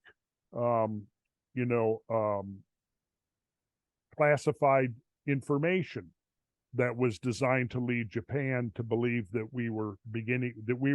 the reason that we moved our Fifth Fleet there was we were going to attack Japan. That was what people just don't get that. They don't know, in these simply oversimplistic black and white scenarios that we've been spoon-fed, is that Japan really did believe we were about to attack them. So from their point of view, it wasn't just an unprovoked attack, it was a preemptive attack. And that was exactly what the Roosevelt administration planned. That was their 8-point plan, and it worked. They got Japan to attack us. In order to increase the number of casualties, they withheld. They knew they had intercepted the intelligence transmissions from Japanese intelligence. They had broken the code, and they knew that I don't remember the Japanese, but it translated into English as west wind, rain. The west wind was the Japanese planes coming in, and the rain was the bombs. They knew what that meant. They had that at least 1 or 2 days before the actual attack, and they deliberately withheld that critical information from Kimmel and Short, I believe was the other two base commanders in Pearl Harbor. So that information was deliberately withheld from them. In fact, there's been one of the good books that people want to get more into this and understand this really important part of history, Day of Infamy. There's been several of them now coming from different perspectives, proved overwhelmingly that the whole thing leading up to Pearl Harbor was a big intelligence operation. It was propaganda. Afterwards, it was propaganda because it did what it was supposed to do. So now, instead of 80% of the American population being against intervention in the war, it now flipped, and there was now 80. Well, we've got to have revenge. We've got to have, we've got to reckon things out here. We've been attacked. Now we're justified in attacking back, and that's what led us into World War II. And then, of course, what got us out of World War II was the atomic bombings of Japan. And once again, we've been told, the propaganda we've been told is that, it was a military necessity to prevent the necessity of invasion, which was due to the land invasion, which was due to happen in December of 1945. Well, no military commander of any of the branches of the military believed that was going to be necessary, that there was no way Japan could hold out that long. And in fact, Japan was already suing for peace. They said, we're ready to sign a peace agreement if you let us keep our emperor. And the response from the Roosevelt administration is, no, we're only going to accept an unconditional surrender. Well, what that then led the Japanese to believe was that the reason we were demanding an unconditional surrender was that we had planned to utterly decimate Japan and destroy Japan, right? Now, from the military standpoint, they felt that even if Japan could hold out, the one thing that they were really scared of was a Russian redeployment to the Eastern Front, which exactly happened after the collapse of Germany. Stalin began redeploying troops to Manchuria in readiness for an actual land invasion of Japan by Russia. And this was the thing that freaked out the Japanese high command more than anything else. And so, our American military knew that. But the decision to deploy the atomic bombs was not a military one, it was a political one. And you see Truman now, who, when Roosevelt died in April of 1945, Truman became president.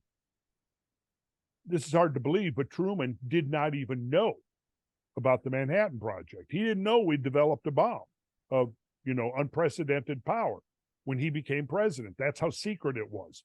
He didn't even know for 3 weeks into his presidency the existence of the bombs. He was finally told about the successful testing of the bomb at Alamogordo in New Mexico, the Trinity test, on the eve of him going to sit down with Stalin, and I believe it was I can't remember if Attlee had taken over as Chancellor of England in place of what's his name? I think it was Attlee. It was the Potsdam Conference to discuss the post-war division of, how are we going to divide the spoils, basically, is what it was. And so Truman went into that now knowing that they had the atomic bomb. Well, here's the thing. If you go look at Truman and you look at James F. Burns, who was Secretary of State, who was going to be the guy heading up the negotiations with Molotov in the Soviet Union. What these guys wanted was they wanted that leverage that the atomic bomb was going to give them in the post-war negotiations. And they felt the way to maximize their leverage was if they could actually deploy the bombs so that the destructive power of these new type of atomic bombs would be evident unambiguously evident to the Russians. And that was the main thinking behind the deployment. There was very little military, Nagasaki. I mean, what was that? It didn't really have any significant military presence in it.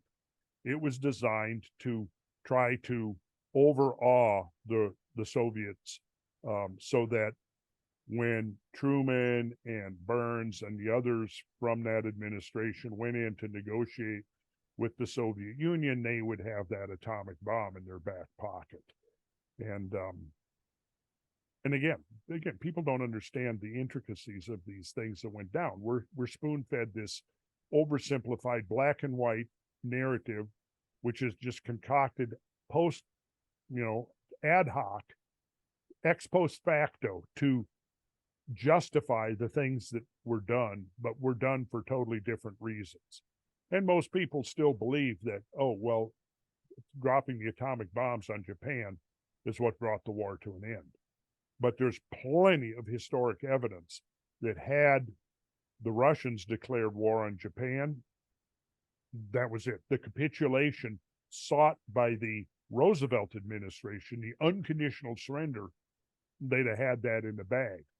Now, ironically, when they did surrender unconditionally, they were allowed to keep their emperor, because the emperor, existence or not, had no strategic significance whatsoever. So, I mean, there's all of these nuances and things of history. And see, the problem is when we see things going on now, like what's going on in the Middle East, between that situation that's been festering for decades without resolution, when we see what's going on in Ukraine, we can't really understand it because we don't have the context. We have not, our education system has completely betrayed us by not teaching people real history. Instead, what we're getting is this trivialized propaganda, oversimplified, trivialized propaganda, instead of the real story. And so we're handicapped. People can't have no framework for understanding any of these kinds of things that are going on now, because they don't understand the precedent. They don't understand the context of events that led to this. They don't understand what went on in Ukraine. They don't understand that Ukraine was artificially created by the Bolsheviks and Lenin and Stalin, and it was done for geopolitical reasons, and it put people together, forced people together under one political system who were very different, coming from very different perspectives, ethnic backgrounds, points of view. So you had mostly Russians and people who were identified with Russia in Eastern, in Donetsk and those areas, who identified with as Russians, right?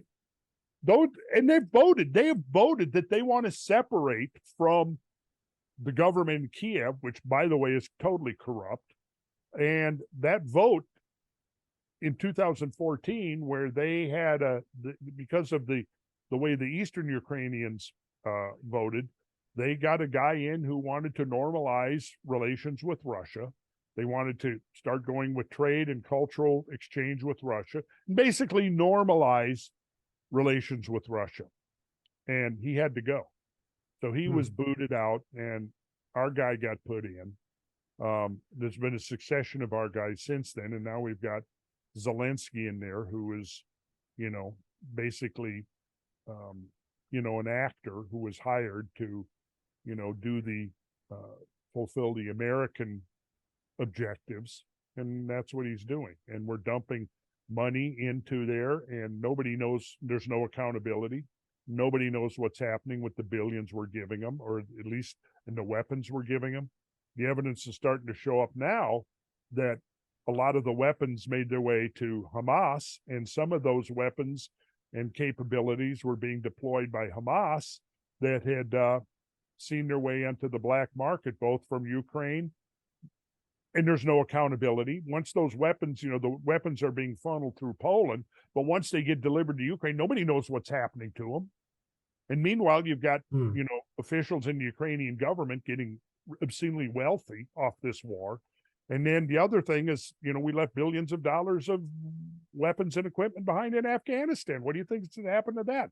It's all been confiscated and it's gone onto the black market.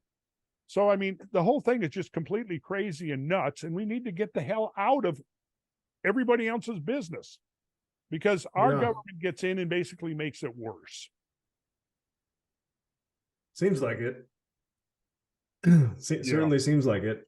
And I wanted to touch on something you just mentioned about our education system and how it's degraded. I wanted to talk about school with you.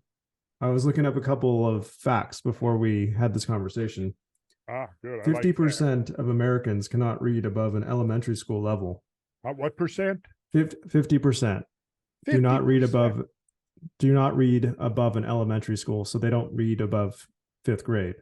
Reading, writing, and math scores have declined to their lowest levels ever recorded. The decline was accelerated by the pandemic. Many schools are getting rid of standardized tests and honors classes, and 1.4 million fewer students are enrolling in college compared to enrollment in 2019. Education system is severely damaged, and I was hoping that you could comment on how we fix it and what the problem is. And well, the problem is that we've got, the government has had a monopoly, a virtual monopoly on education. They decide the standards, they decide the curriculum, they, force attendance. We have compulsory attendance. These schools are supported by tax money, which is not voluntary. I've said for years, look, if you get rid of compulsory attendance and forced taxation to fund this, the whole system would be gone in a year or two. And you would quickly find that the alternatives, private sector alternatives, would fill the gap almost instantly, which they're doing already, even though you still have the monster of government education in place. We see millions of families pulling out of the system and going, we're going to homeschool or we're going to private school. Problem is even private schools are so heavily regulated. So what happens is the priority now of schools is not education, it's political indoctrination. And so there's two things happening. You have these students coming out who are deficient in all of these. They don't know math, they don't know science, they don't know history, they can barely read. They're coming out, and then what they're getting is this indoctrination into all of this woke crap that they've come up with now that's just nothing but a gigantic distraction. So now you have a whole to me, when I look back and I try to imagine my generation, like having even this, how ridiculous it is, and you're probably going to be the same way, that there are, countless people who the most important thing to them is what pronouns are they going to be addressed by. There's all these bigger problems in the world. That's been the focus. That is now the focus. It's just it's so much kind of distractions. I look at this as a whole collection of things that are being thrown out there whose main purpose is to distract people from the important stuff. And in all of this, look, go back to the 70s. Gays and lesbians and everybody was pretty much racist, bigotry again. There's always going to be that in all cultures. We've all got certain amount of guilt in terms of thinking that our particular culture, our race, our religion, or whatever is superior to everybody else. I don't think you're going to get rid of that. But I go back to the 70s. I think, by the 70s, we had a lot of that crap was over with. Let's move on. And we were moving on. But now it's all being thrown back in our face again. Whites, when they start attacking Graham Hancock as a white supremacist and a racist, that they've gone off the rails with their nonsense. And the term is kind of lost all its meaning. Everybody's totally a racist, everybody's a Nazi. It's like, okay, if everybody's a racist, then what do you call a real racist? You're kind of lumping everybody into this horrible category, and it loses its meaning. It loses its meaning entirely.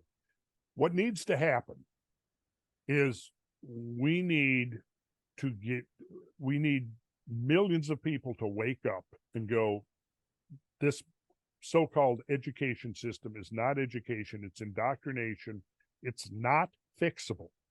It's not a matter of getting, well, we just need to get more money and give, and this is sort of the leftist, liberal, neoliberal, sort of the Democrat, well, if we just give them more money. No, if you give them more money, they're just going to do more indoctrination.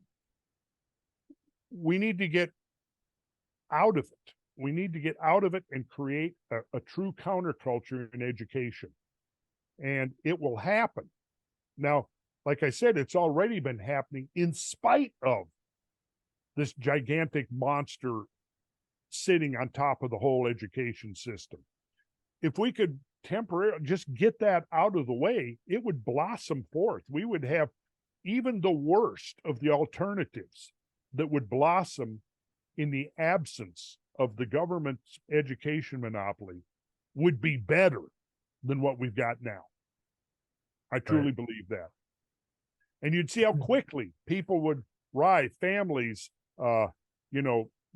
churches, whatever, different groups that would form, just like they've already been doing, getting organized, creating alternative systems. That's what we need to do. We need to create a true counterculture, using all of the lessons we've learned in the last 40 or 50 years, since the days of turn on, tune in, and drop out, which was a great slogan, but a lot of naive young people, myself included, participated in various experiments. And, what killed it mostly was the naivety, and then the fact that there was a growing opposition from the establishment that was throwing roadblocks into the pathway of trying to create alternatives.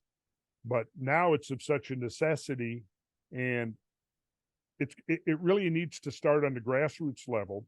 And it will start when people get their heads out of their butt and start looking at what's going on and asking questions. You see, we're not supposed to ask questions. And, the interesting thing, going back to Graham Hancock in the Ancient Apocalypse, is essentially, if you watch that, what's he doing? He's basically asking questions about our past. And that's totally legitimate. Now, you can come up with various theories and ideas, hypotheses to try to explain the unanswered questions. And that's how learning works. In science, is you put forward a hypothesis and then you test that hypothesis. But now you're not even allowed to if you put forth a hypothesis, which is to me a totally legitimate hypothesis, that there might be a much deeper, more complex story, to the human presence on planet Earth than status quo knowledge has recognized. Well, now you're going to get censored. You're going to get attacked. You're going to get, what they've done to Graham. They go for your reputation. Yeah, exactly. So they don't see, again, it's very, you learn just by paying attention, and you see that if you look carefully at the attacks on him, there was no counter arguments. It was just personal attacks. In fact, to read those attacks is a good lesson in illogic, in non-critical thinking, because every it was filled with personal attacks. It was filled with red herrings. It was filled with straw men, and that was the sum total of those attacks. There was no substance to them at all, and that's pretty much par for the course. So what we need, these ideas, if you want to call them woke ideas or whatever, they've infiltrated the media, they've infiltrated academia. They're controlling the education system, they're controlling the media system. So with those two particularly, they've got control of the narrative. But what needs to happen is there has to be alternatives, and we have to create those alternatives, and we have to put the story out there, the message, the facts, over and over and over again. And at this point, young Americans aren't coming home in body bags, because if your child comes home in a body bag, or your neighbor's child, or your people at your church or wherever your work have lost somebody, that is a powerful thing. And for some people, it takes that level of trauma to shake them out of their worldview, you know. And I'm of the mind that we basically need to engage in discussion, in dialogue. We need to really go, do we want to go down this path of forever wars? I mean, how long Right. can we go down the path of forever wars? Not forever. Not forever. No, No. no, it ain't going to work. Well, But the alternative is we're sitting on something right now that could change the entire landscape of the planet within 5 to 10 years if it's not suppressed. that's And that is what I want to hear about. Yeah, and I'd like to talk about it. Yes. Should we stop this share of the screen? And wait, are we still sharing? we'll still sharing. Oh, I'm sorry. It's all good. You know, I can put like cool World War II photos of this part. Yeah. Let's stop sharing. But yes, I did want to get into this lost technology.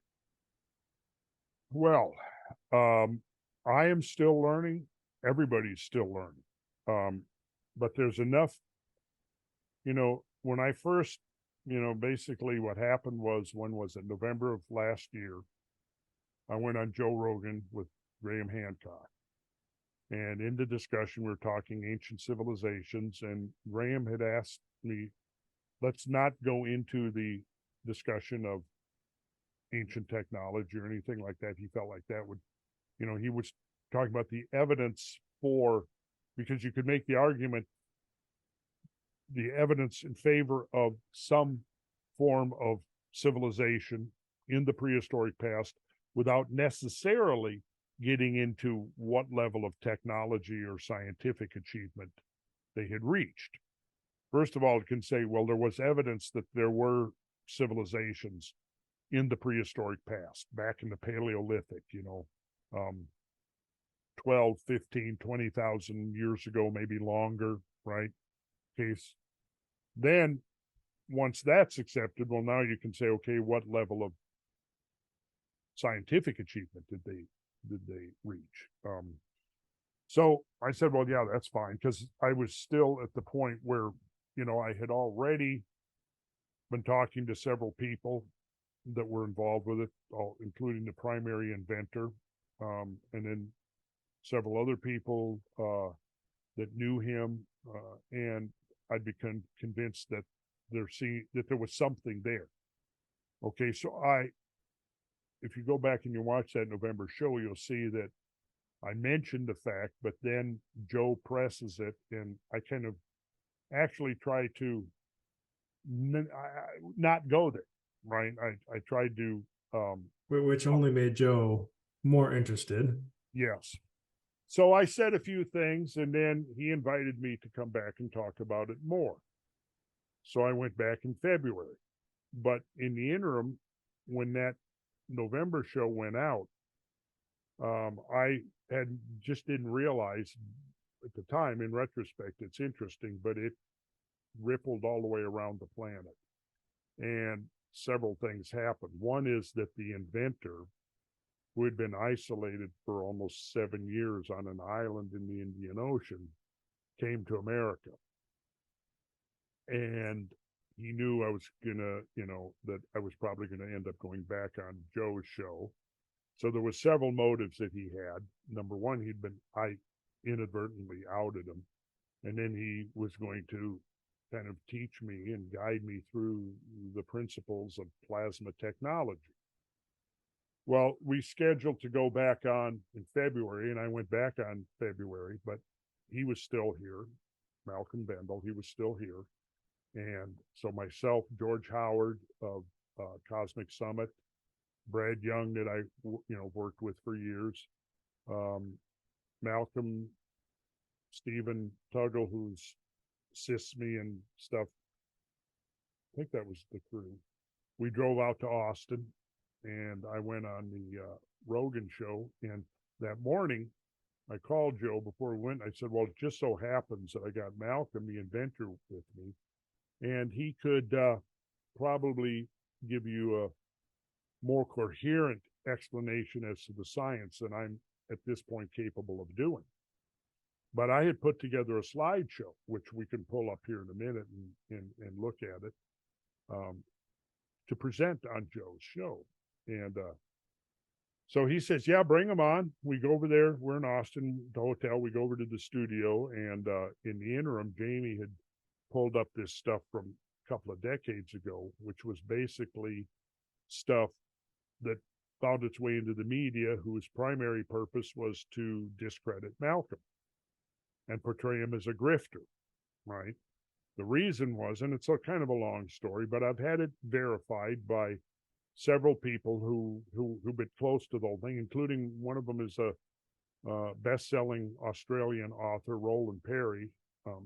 Malcolm is Australian, who spent 4 years investigating this whole thing that went down in the early 2000s and late 90s, when Malcolm discovered that there was a high probability that there was a major oil reservoir in Tasmania.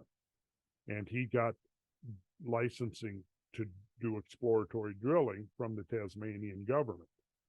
And he was raising money to do the exploratory drilling. Well, it turned out that one of the major oil companies had overstated their reserves by about 30%, which could have gotten him into a whole lot of trouble, possibly, certainly economic, because the value of their stock, if that became common knowledge, would go way down, and there could be legal ramifications. Well, so their response to that was they looked, and here you've got this kind of lone, oil prospector. And by the way, his background was in geochemistry. And he had the drilling license to drill. And they decided that if they could get control of that oil, it would solve their problem. So what they did, their tactic was to try to scare away the investors. So they bribed journalists, they bribed politicians to sort of concoct this whole narrative. And that's what they did, to portray him as a kind of a religious nut job, things like that. And, he's done things and said things that, gives him fuel in a way. And, just like Ben Van Kerkwijk said in a recent interview I was doing with him and Danny Jones, who used to do the concrete podcast. We did a podcast with him about a month and a half ago in Florida. And Ben made the point that when, if you look at a lot of these guys, the inventors, go back to just Nikola Tesla, you could easily portray him as a nut job if you want. As they did. He was what? As they did, and they have. Yeah, as they did and as they have. He had his pigeon that he was in love with. Yeah, exactly. That's my point.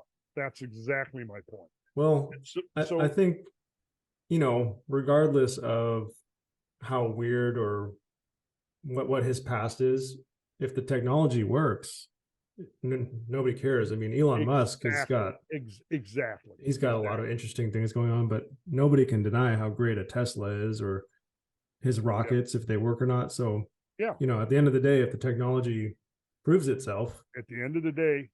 And so basically then what came down was that we go in there, sit down in the studio with Joe, myself, Malcolm, and Joe, and Jamie, Joe's producer and tech guy there. Well, Jamie had found all this stuff on the internet, printed out, 5 or 6 pages of it, dumped it on Joe's desk, and that's what Joe was reading when we came in there. So Joe got into the mode that, okay, well, he's going to kind of go on the offensive with this guy.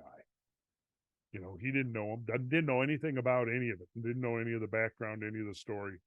And so it very quickly got contentious. And Malcolm got defensive. And if it ever airs, you'll see me repeatedly trying to get the discussion back and I've got my slides up on the screen and nobody's looking at them. And I say, hey guys, can we get back to the discussing the science here now? Well, as it went down, it was controversial. And by the end of it, Joe is trying to portray Malcolm. We didn't really even get, you just framed the essential question. Regardless of the background, does the technology, is it real? Does it work? And that should have been the main question, but it wasn't. And so it got into all of the controversies and the background and stuff that didn't have any relevance to that. And by the time it was over, I'm going, what's going to happen? This is going to go out. And the word on the street will be, oh, Randall has gotten in with this con man and they're trying to push off this, unproven technology. And I knew that what the narrative was going to be. And I'm thinking, oh God, I guess I need to prepare myself for this. But then we're done with the podcast. We're all going out, and Joe catches me on the side and he says, hey, would it be okay with you if I didn't air this right away? If I need time to vet this. And my response was almost like a sigh of relief. Yeah, take all the time you want.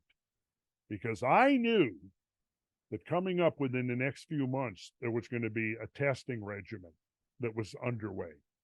And at this point, my confidence in the reality of the technology was such that, yes, let's just put the whole thing on pause and we'll wait until the testing starts. And then we'll see, right?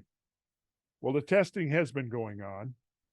And in every case, the testing is showing that the technology is real and that it works. And this is way beyond, I know there's still going to be the people online who, oh, well, they've hoaxed it somehow or what. No, it's way beyond that, because we've had dozens of highly credentialed people, scientists, engineers, mechanics, present for the testing at the Tesla Tech Conference in Albuquerque. When was that? Early September? I think it was early September. Yeah. We had independent scientists who came to that, bringing their own gas analyzers, mass spectrometers, and so on, to make sure there was no possibility of fraud, so that there were multiple independent ways of verifying. And so you had that. Now, the first thing that happened was that in June, they started a retrofit of a 400 kilowatt Perkins generator in a substation outside of London that feeds directly into the London power grid. And if the testing worked for that, they were looking seriously at then feeding that into the London power grid, and then perhaps retrofitting all the other generators as well. We can look at that. I'll show you some of that stuff here in just a second. So then the third thing is we had the Tesla Tech that was where they retrofitted a generator on stage in front of the whole audience with highly credentialed people, trained people with their own equipment participating, recorded the whole thing, live streamed it out to anybody that wanted to see it real time. Okay, that's what it went down there. Subsequent to that, a major industrial, which I cannot yet disclose the name of, but presumably I will be able to relatively quickly before the year is out anyway, who spent a month testing various iterations of the technology. I was there present for several of those tests and witnessed it myself. And again, we're talking about major heavyweights within the energy industry. We're talking about physicists. We're talking about scientists who were there, had two generators set up, a control generator and one that was retrofitted with the technology running side by side. And then with the London build out, that's three major, any one of those independently would have confirmed the validity of the technology. Any one of them independently we've got 3 of them now. And within a short period of time, this industrial company, in league with one of the major universities, using their state-of-the-art laboratories, spent a month testing the technology, and they are preparing a report as we speak. And as soon as that report is published, I will then be able to talk in much more detail about those tests. So this? I'm really curious about the link between this and ancient technology or sacred geometry. Like, in my mind, this was like a revival of some sort of lost technology. Is that true? Let me put it this way. I'm not going to say it's true, but I'm going to say the more we learn, the more increasingly likely, the more plausible that is looking. Yes. And there are many, there are a growing number of reasons for that would make one to think that at least some aspect of this technology has been understood in the past and has been lost. And that's the part that I'm really excited about, because in Egypt recently, you see all this evidence of possible high technology. You see these drill holes and giant saw cuts and huge stones being lifted, and you wonder if they had access to some higher form of technology. And then you're saying that this is like a rediscovery of something old. That gets me, that piques my interest. Well, me as well, yes. And what I could do here is I could show you a couple of things here that may be of relevance. Let's see. I want to get my act together here on this. Let's see. Let's step down Atlantis, and we'll go to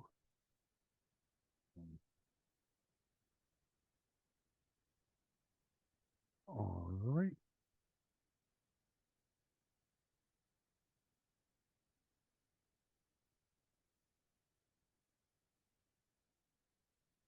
All right. Are we seeing this, Mark? Yes.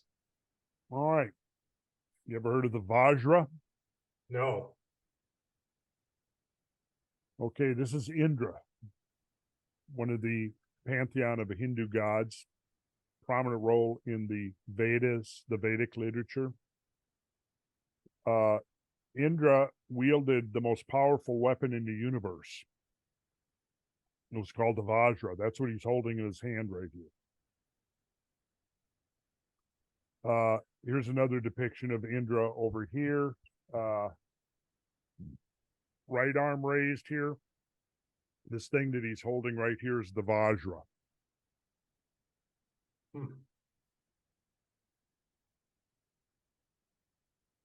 Here's another depiction of the Vajra. Now remember, Indra was the god of thunderstorms, amongst other things, but that was one of his primary associations, was thunderstorms. Now, when you look at this thing here, you see that you've got this, looks like a tube or a pipe through here, comes down, and you've got this central spherical thing here. You've got sort of the cones at the end, and then you've got these figures that are coming out here like this. So what is this thing? I have no idea. There are other ways of depicting it. Similar though, notice the cone-shaped things at the end, right? And you've got this sphere in the middle.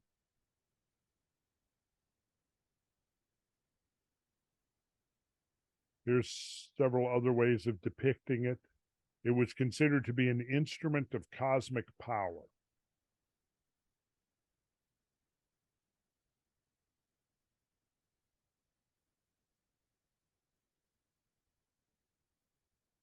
Let's see here. Okay, we'll come back to that.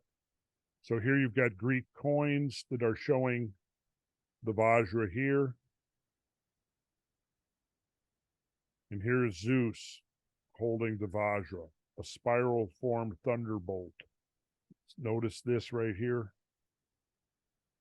He's holding this thing, but here now they've added another detail. There's a vortex or a spiral coming down the outside of that cone-shaped. Zeus hurling his thunderbolt. Okay, so there's more. I mean, we could go to Mithraism, and because the god Mithras, also known as Mitra, wielded the Vajra. So the Vajra, I'm going to stop share for a second, was this instrument of cosmic power wielded by the gods. Okay, so I think what I'll do is jump ahead here a little bit.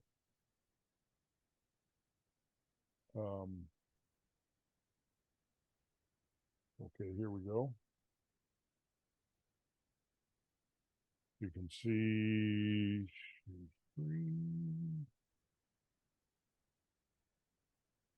so here's the Mithraic Chronos. And notice the serpent wrapped around in the form of a coil. And then right here on his chest, this is the Vajra, representing the thunderbolt. There's a lot going on here, which we're not going to get into, but just a few of the key elements of this Mithraic statue here that are relevant to this conversation. Here is the story of the myth of Phaeton. Do you know the myth of Phaeton? The catastrophe.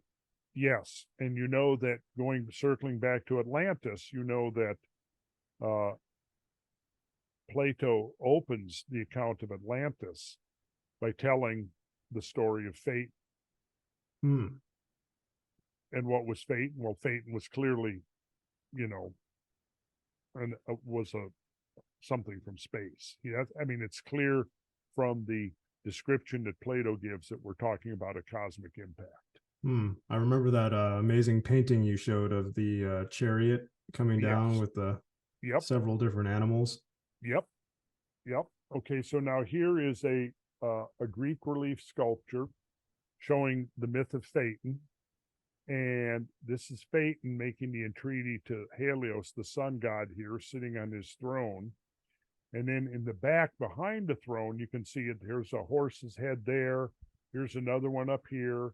Here's another one here. And you can't quite see it, but the fourth great steed is here. Those are the four steeds that pulled the chariot of the sun. And you'll note that each of the attendants, if you look closely here, you'll see. So this attendant to the horse, look what he's holding right here. Thunderbolt. The Vajra. Look here, the Vajra. Look here, the Vajra. There would be another one up here, but you can't really see it. Okay, so now, very interestingly, this composition is telling us a story, right? Helios, the sun god, and then Phaeton, who represents the comet that broke up and fell to Earth and set the Earth on fire. And then as a result of that, something else happened, which is depicted down here. And I know you can't really tell what it is, but here is Aeolus, the god of the wind. And here is Poseidonus, and he's got a big urn right here. And he's turned that urn over. And the urn is full of water. And that symbolizes, by turning the urn over, that's the Great Flood. So right here, the Great Flood is being associated with the whole story of fate, which Plato tells us right at the beginning of Timaeus has the appearance of a myth, but it represents something that really happened. That's how he put it. I mean, I can pull it back up. We can read it. Then over here on the right, we have the sun god, kneeling before Mithras. And Mithras, you can always tell Mithras because he's always got this unusual cap on right here called the Phrygian cap. This is Mithras with his Phrygian cap right here. And he's, so here's the sun is kneeling before Mithras from a relief found in the Nurse region of Italy. Sol holds a dagger or a sword. Mithras presents Sol with a thunderbolt or Vajra right there.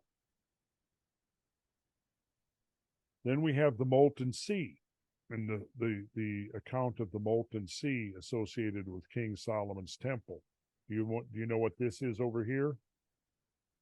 No. I bet you can guess. Look, winged angels or cherubim on top, staves for carrying. Is that a coffin? No. It is the Ark? Ark of the Covenant. Okay. The Ark. Now, what is the Ark of the Covenant? What is the Ark of the Covenant? Yeah, well, it's a multifunctional device.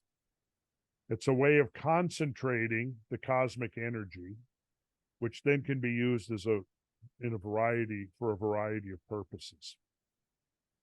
Now, Tim Hogan, who is the Grand Master of the International Templar Order, which is the inheritors of the Templar legacy, I recently had a conversation with him. I know him quite well, very learned man.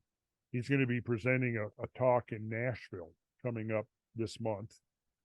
And he's going to be talking about some of the Templar traditions and how they may be associated with the idea of a lost technology.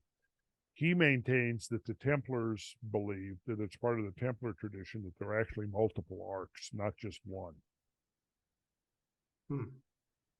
But that's the Ark of the Covenant, and that plays into this whole thing. This is the molten sea, which stood outside the Temple of Solomon. If I go one more slide, you can see here's the Temple of Solomon with the two pillars, Yachin and Boaz, and here's the molten sea. We're not going to get into really too much what the molten sea was all about or the Ark of the Covenant. We could do another podcast where we could dive into greater detail. But for now, I'll say that both of these two things, the Vajra, the Ark of the Covenant, and the molten sea, were actually incentives and inspirations to Malcolm the inventor, from which he derived some of his initial ideas decades ago.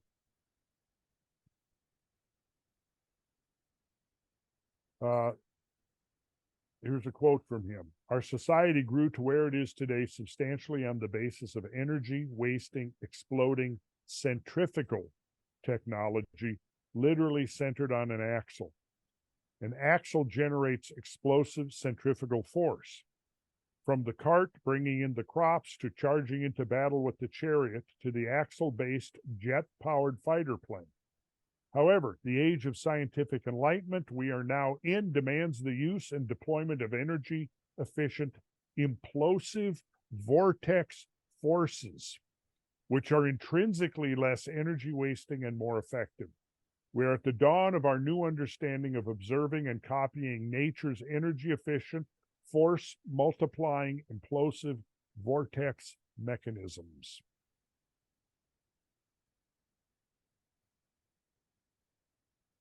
So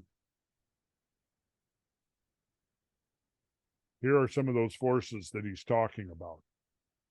Lightning is plasma, and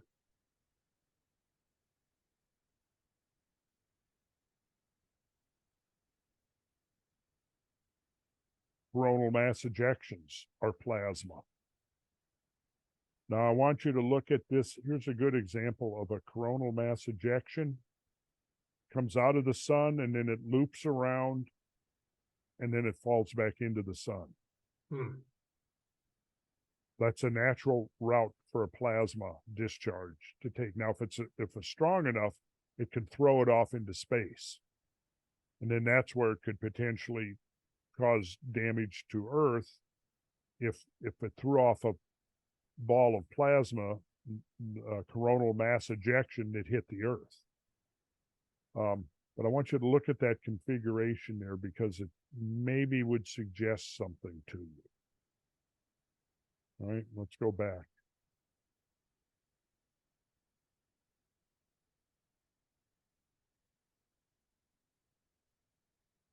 right here.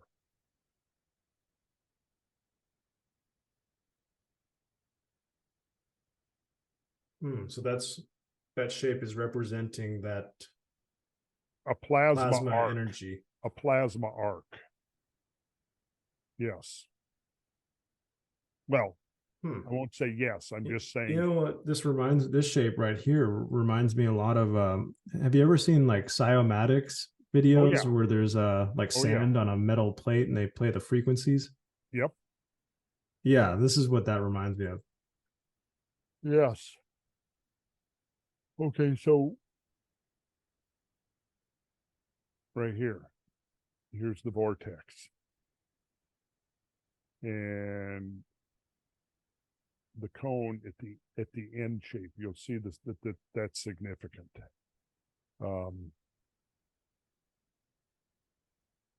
So I think I'll stop share for a moment. So in these myths, this Vajra that we're seeing could have been a real device, a real form of technology that we just forgot about. Yes, that's what I'm suggesting here. That's exactly what this is suggesting to us. So, well, let's see. Actually, let's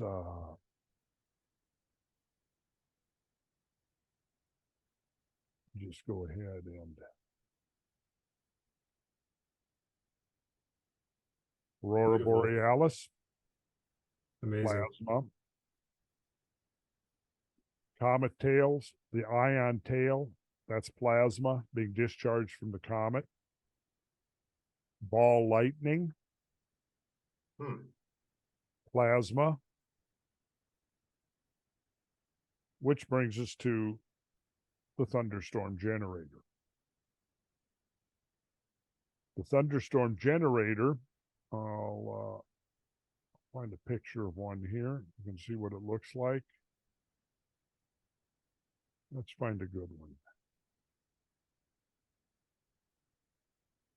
Okay, we'll get to the bait. Here we go. Okay, this is the first industrial level application of the energy technology, and this is what's called the thunderstorm generator right here. This thing. I want you to notice the pipe, and then I want you to notice this sphere here, right?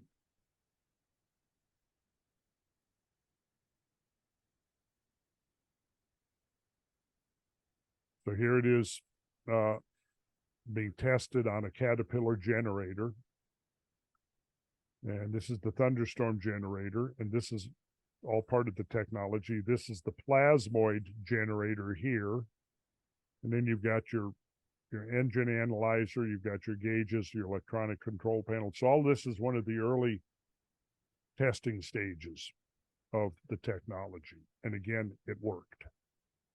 What does it mean to say that it worked? Well, what it does is it consumes the effluents that are generated in the normal course of running an engine or a generator on hydrocarbon-based fuel. And it also at least doubles the efficiency of the engine. Here's various retrofits showing a scheme set up for retrofitting an internal combustion engine.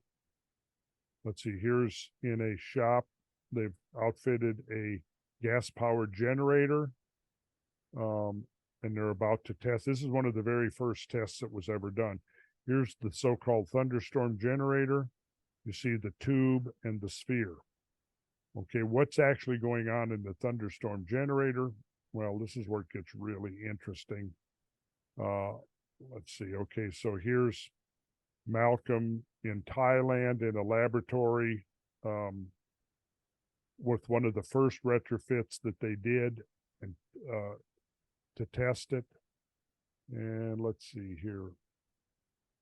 Here is a Chandra, or a Honda rather, Chinese Honda. They call them Chandras for short because they're made in China, but it's a generator, and you can see the a technology. This is part of the technology right here. This is part of the technology right down here, and this up here.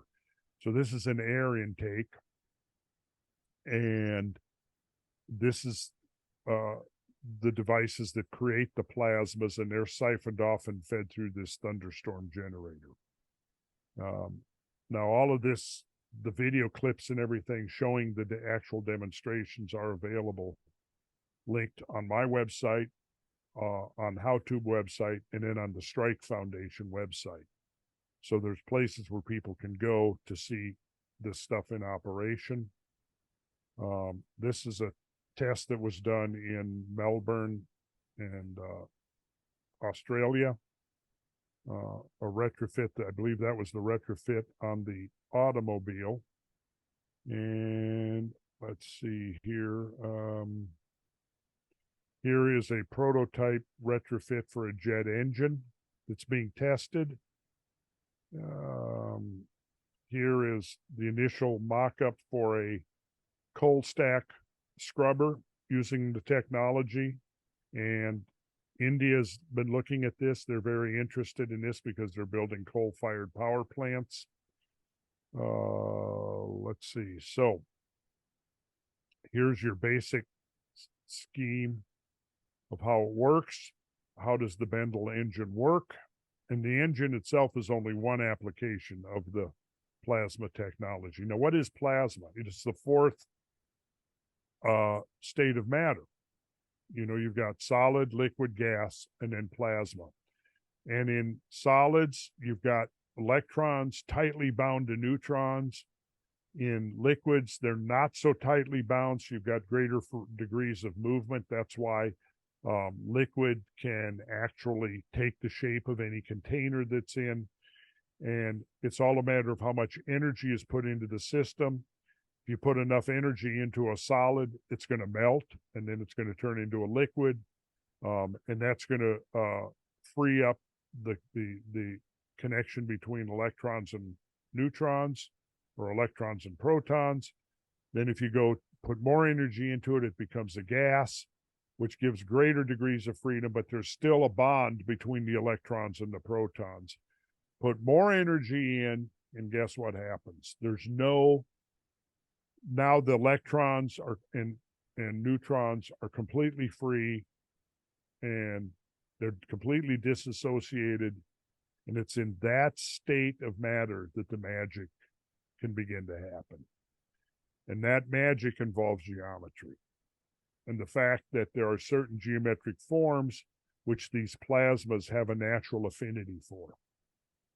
And you can use those forms, those geometric forms, to create a self-organizing containment field that then allows the harvesting of energy from the plasmas.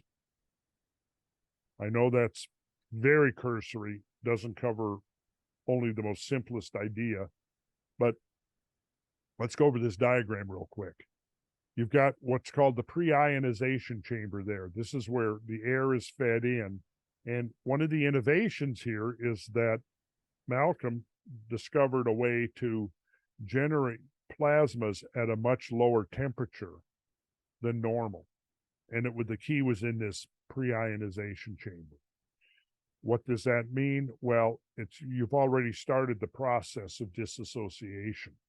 Now, in the plasmoid generator, that's based upon generating billions of small, perfectly symmetrical bubbles in a vacuum, and then alternating that vacuum with a high pressure that causes the bubbles to collapse on themselves, forming toroidal shapes. And we'll look at that in a second. And then you can see here from the pre-ionization chamber, the air is fed into here, and then it follows this path, and it's mixed with the water here. And when those bubbles collapse, they emit ultraviolet light. And the key that Malcolm discovered was by pre-ionization, you're simply exposing the air coming in to ultraviolet light of the same frequency that is being generated by the collapsing cavitation bubbles. That is then fed off into the thunderstorm generator.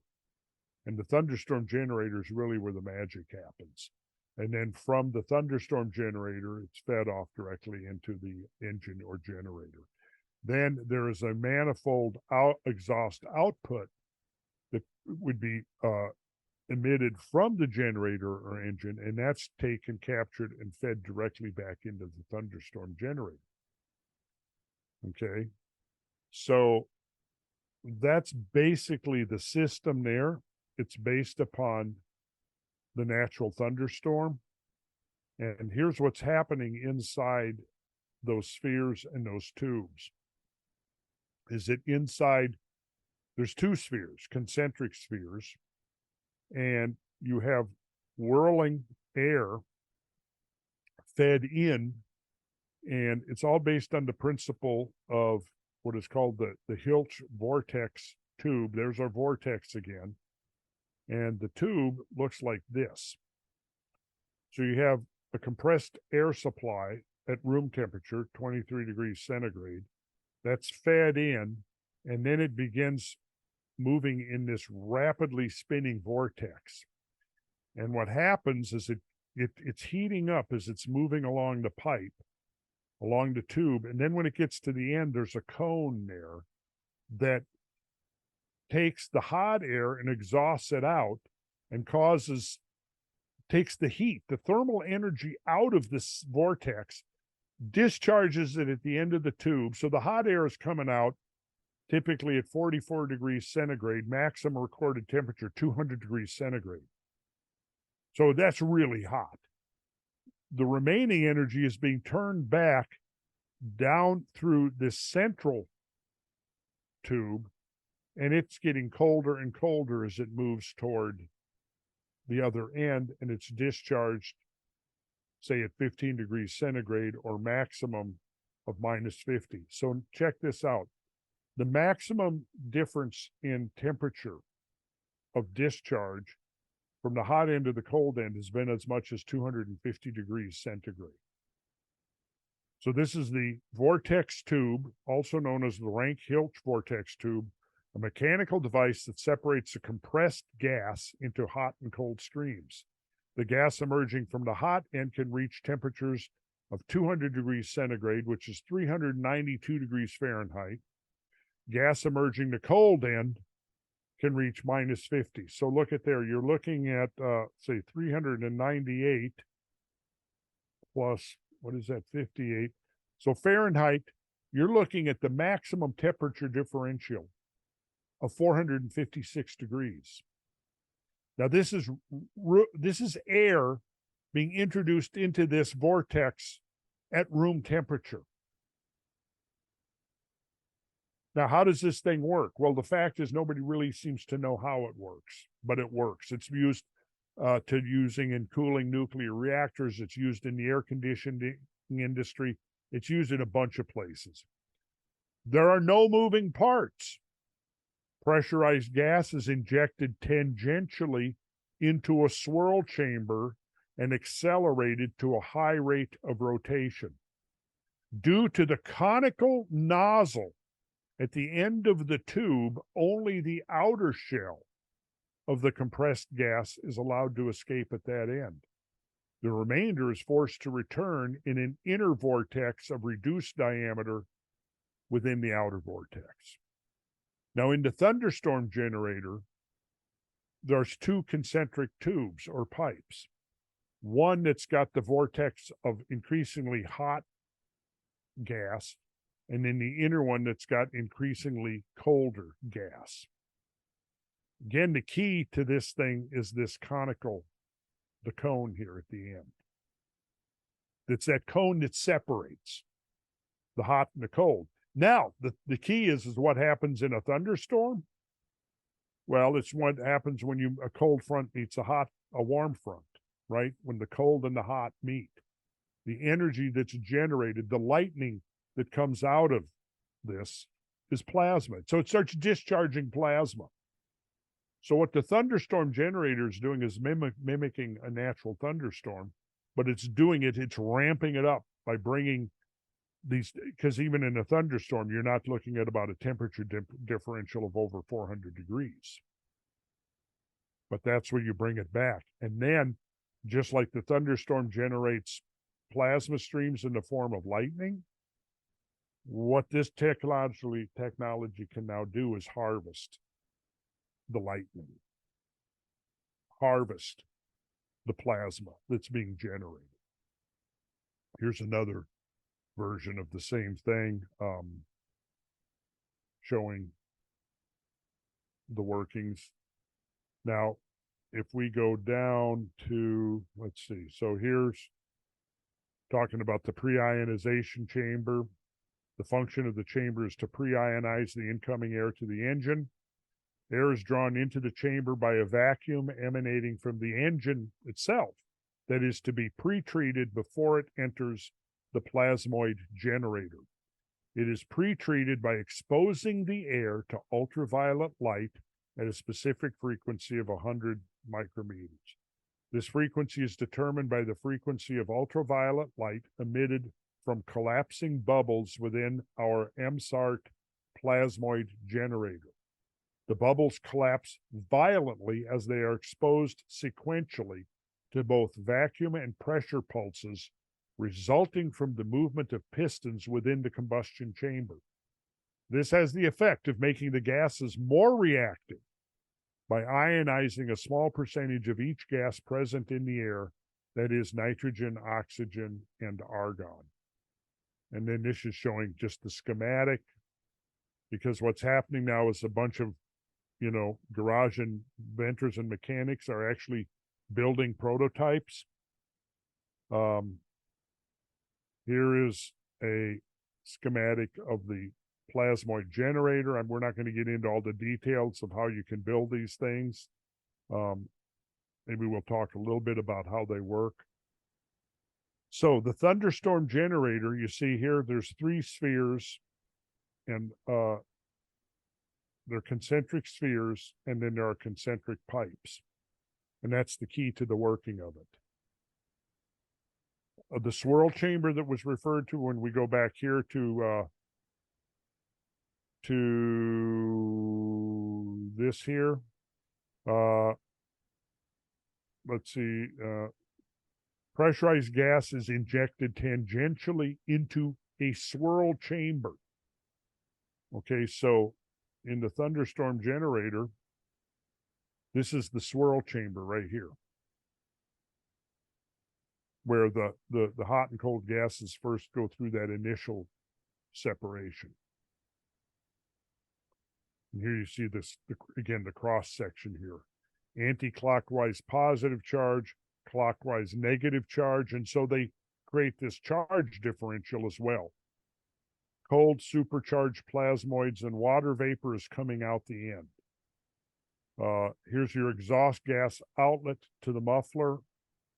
And here's exhaust gas being fed in. Now, this would be exhaust gas coming from the engine. It's all captured and refed into the system. And here's where it gets really, really extraordinary, is that the volume of gas coming in is the same as the volume of gas going out. Keep that in mind, because I think what I'll do is, let's see if I can stop this share. We'll go over to the new slideshow that here we go. We'll go right to this one. So now this, what we're going to see here is a Honda generator with a gas analyzer. And now I've witnessed this being tested itself. So here's your Honda generator. This is petrol, because this test was done in England. I didn't see that one. I saw one here stateside. This was on the 3rd of July, 2023, that this was tested. So this was just a gas-driven Honda generator, right? So now we're 11 minutes after 10 o'clock in the morning, and a reading without the technology has now been retrofitted to the generator. It has not been turned on yet, though. So now you have the generator itself is on, but the technology is not on. So the generator is running as it would normally. And here is the gas analyzer, which is attached, is reading this output. Carbon dioxide, the gas coming out of the exhaust is 9.3% carbon dioxide. It's 5.4% carbon monoxide. It's 4.66% oxygen. The hydrocarbons in general, parts per million, is 199 parts per million. And your nitrous oxides, parts per million, are 27. Okay, so now go down here. 10:15, not even 4 minutes later, after the technology is turned on, here's what the gas analyzer is reading coming out of the exhaust. Carbon dioxide, 0. Carbon monoxide, 0. Oxygen, 20.97%. Really? Hydrocarbons, parts per million, from 199 down to 58 parts per million. Nitrous oxides, 27 parts per million down to 4 parts per million. Now, I should mention about the oxygen. You know what the optimum atmospheric levels of oxygen would be in pristine, pure, unpolluted air? Let's say, as the example has been used, in a flowering alpine meadow, about 20.9%. Wow. Now, here's where this thing gets really interesting, Mark. The volume of gases coming out is the same as what's going in. But 0% of it is carbon monoxide, 0% of it is carbon dioxide. So what happened to the carbon dioxide and carbon monoxide? They got turned into oxygen. Just let that sink in for a minute. So it was photosynthesized. Well, it was somehow. transmuted. This was transmutation of elements on an atomic level. This right here, this is potentially game-changing on a planetary level, what we're looking at right here. Wow. Just that alone. That alone right there. Yeah, not even including the energy efficiency update. Right. Just this transmutation, yes, could be worth trillions. Trillions. That's what it could be worth. Oh, pretty cool. Oh yeah, it's very cool. It's exciting. That was a great explanation, because I heard you talk about this, mention it a few times, but I really was completely ignorant to it, and I love seeing how it relates to a storm. I think that really helped me kind of visualize it more. Sure. As well as the Vajra. Yeah. Vortex. Look at this. Now this is the bubbler device. The bong. Yeah. Let's see if I can get this to play here. Maybe I have to, probably have to. All right. Are you still seeing it? Yep. Okay, let's try it. Oh, I did not. Let me stop the share here for a second. And I'm going to share again, and I'm going to share sound. Okay. Share. There we go. Well, it would help if I would turn the sound on. Where is my sound? Well, what's happening here is that bubbles are being generated by the billions and billions through this alternating high pressure, high vacuum and pressure, rapidly switching between vacuum and pressure. Why am I not getting the sound here? Let's see.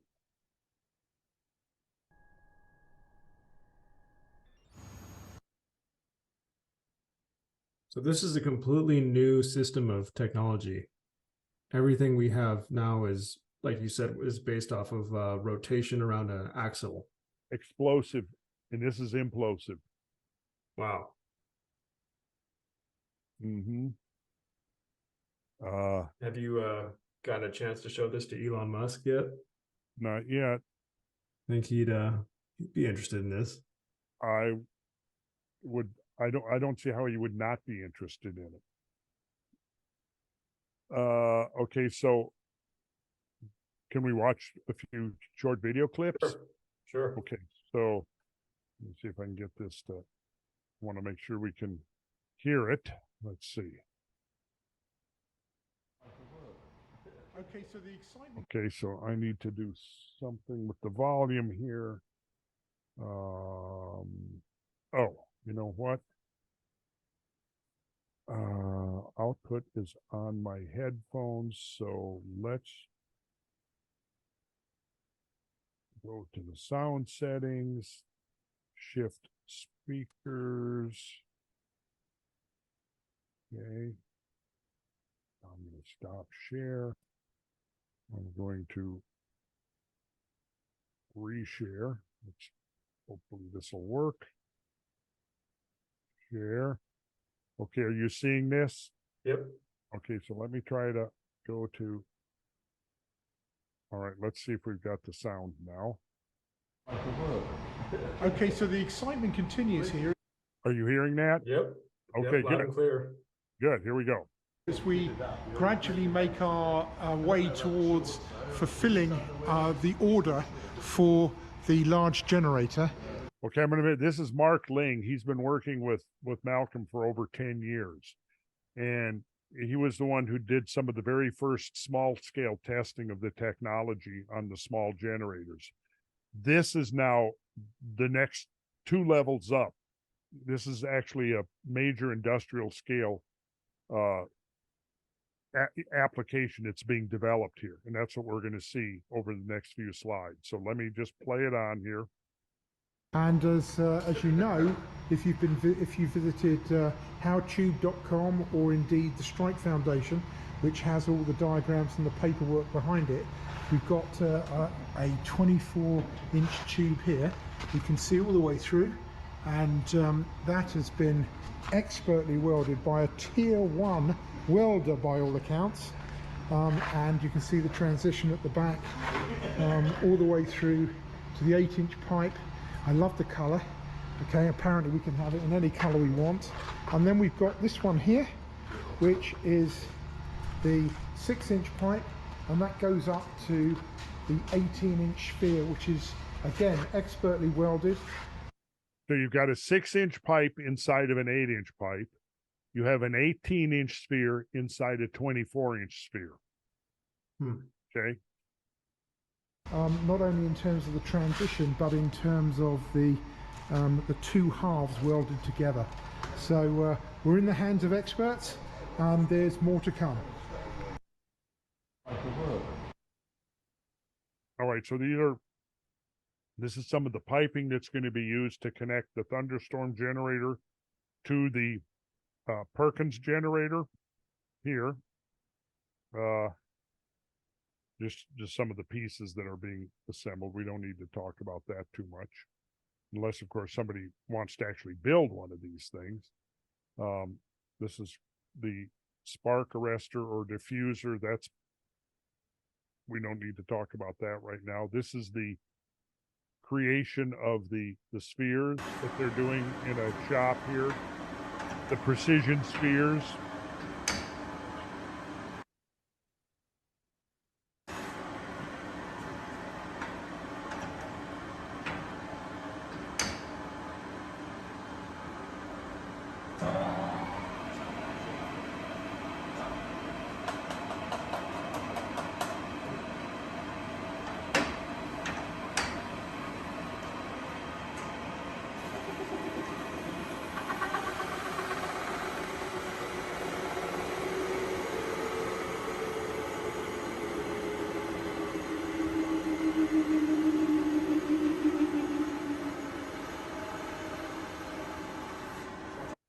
So what we're seeing here is the fabrication of the components.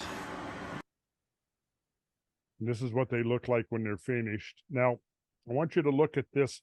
This is the piece that forms the transition between the circular in diameter cross-section tube and the sphere, right? Now, it turns out that the angle at which the plasma energies are moving is critical. And if you deviate from the optimum angle, it's going to compromise the efficient movement of the energy. Also, the ratios of the diameters of spheres and tubes is also critical, right? If you start playing with that, you lose the optimum effect. Now, here's what's interesting. The transition from the 6-inch pipe to the 18-inch sphere is this. This is the transition piece right here, okay? Now, in experimenting with the optimum angle, which would be the angle, if you drew a cord from this circle at the top here to the circle that forms the bottom, where it passes, so right here, this is fitted to the 6-inch pipe. This is welded right onto the sphere, right? The gas coming through the 6-inch pipe then follows this curve at this angle that sends it then into the swirl chamber and sets up this vortex motion. So, okay, from right to left, we've got the 18-inch four sphere halves here. The 24 halves. This is the 18. This is the 24. The transitions. The transitions. 6 and 4, I think they are. Right. So, yep, safely delivered. Okay. Now, it turns out that this transition here has an optimum angle. What do you think that angle might be? 144 degrees. No. 9 degrees. 51.84. Is that number sacred in any way? 51.84? You never seen that number before? I can't recall it. You ever been to Egypt? Yes. Did you see the Great Pyramid? Yes.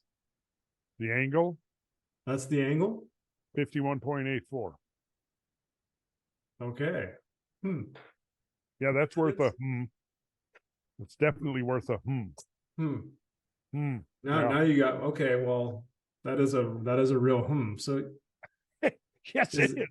That's a real bona fide So possibly the pyramids were involved in this plasma energy creation. Well, I've kind of thought that for years, just on more of an instinctual hunch than anything. But this is kind of like really pointing solidly in that direction. That's cool. Yeah. And here they are being produced, and so they're creating enough so they can create multiple prototypes that can be independently tested in different laboratories.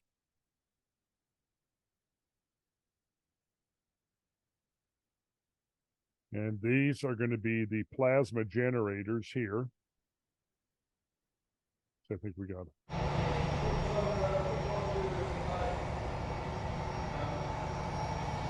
So here we are in the manufacturing unit, and you can see that we are looking at 3 bubblers which are currently being worked on for... He's calling them bubblers, because this is where the bubbles are created, the cavitation bubbles that produce the plasmas. Construction into these pipes here, and of course into the sphere, which I shall show in a second. But this is a very powerful setup for the MSART technology, and I'm really looking forward to the final result.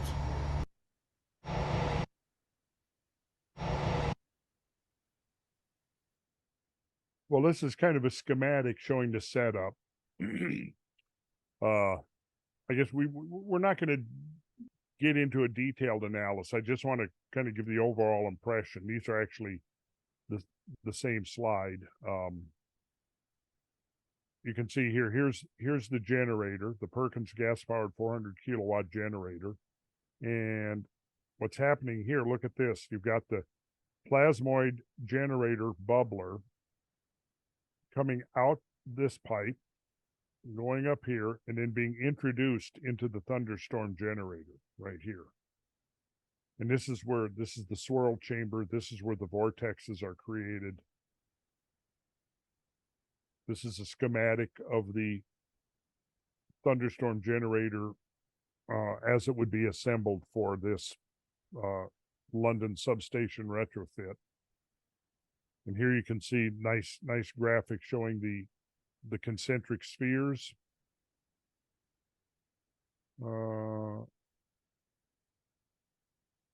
Let's keep going here.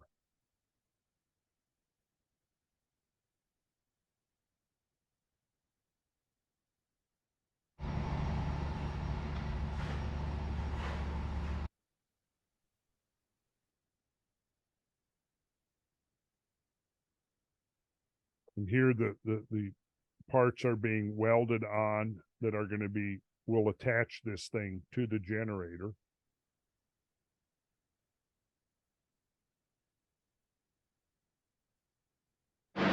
Okay, so what you're about to see is a video of the way in which the MSART technology has been applied to a really big generator.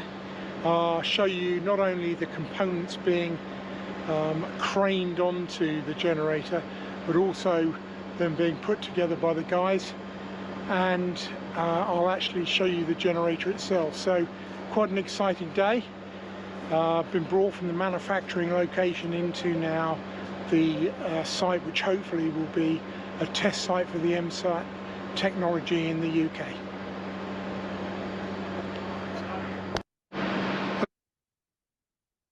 So here's the plant manager and one of the engineers surveying, trying to decide which. So the generators are in these metal housings. So they're deciding which generator they can retrofit. So this was the one decided upon right here. Here is the thunderstorm generator being delivered to the site on a flatbed. Here's the arrow showing where it's going to be mounted. We don't need to get into all of this right now. There's a hell of a story here, but I'm not going to tell it right now. What happened to these pipes? Okay, so here's the thunderstorm generator on the flatbed, and the crane is about to lift it. I think we got it. Yeah, here we go.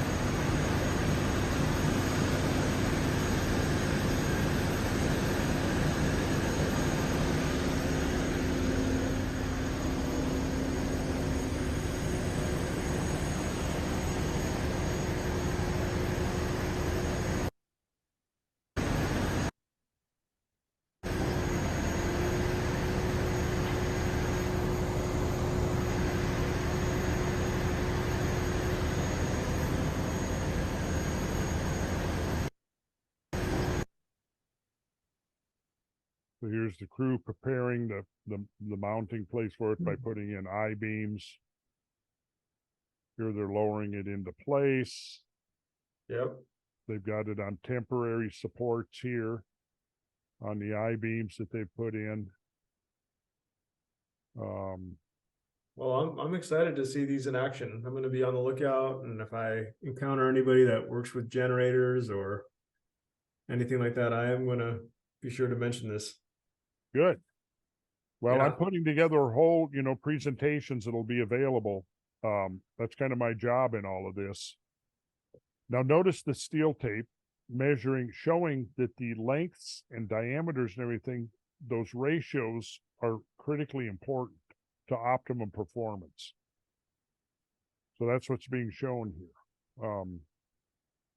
And this is the pipe coming from the bubblers from the plasmoid generators, which you can just see them down through here. This is where the water is fed in, and then the billions of cavitation bubbles are created, collapsed. The plasmas are harvested and fed through this pipe here into the thunderstorm generator.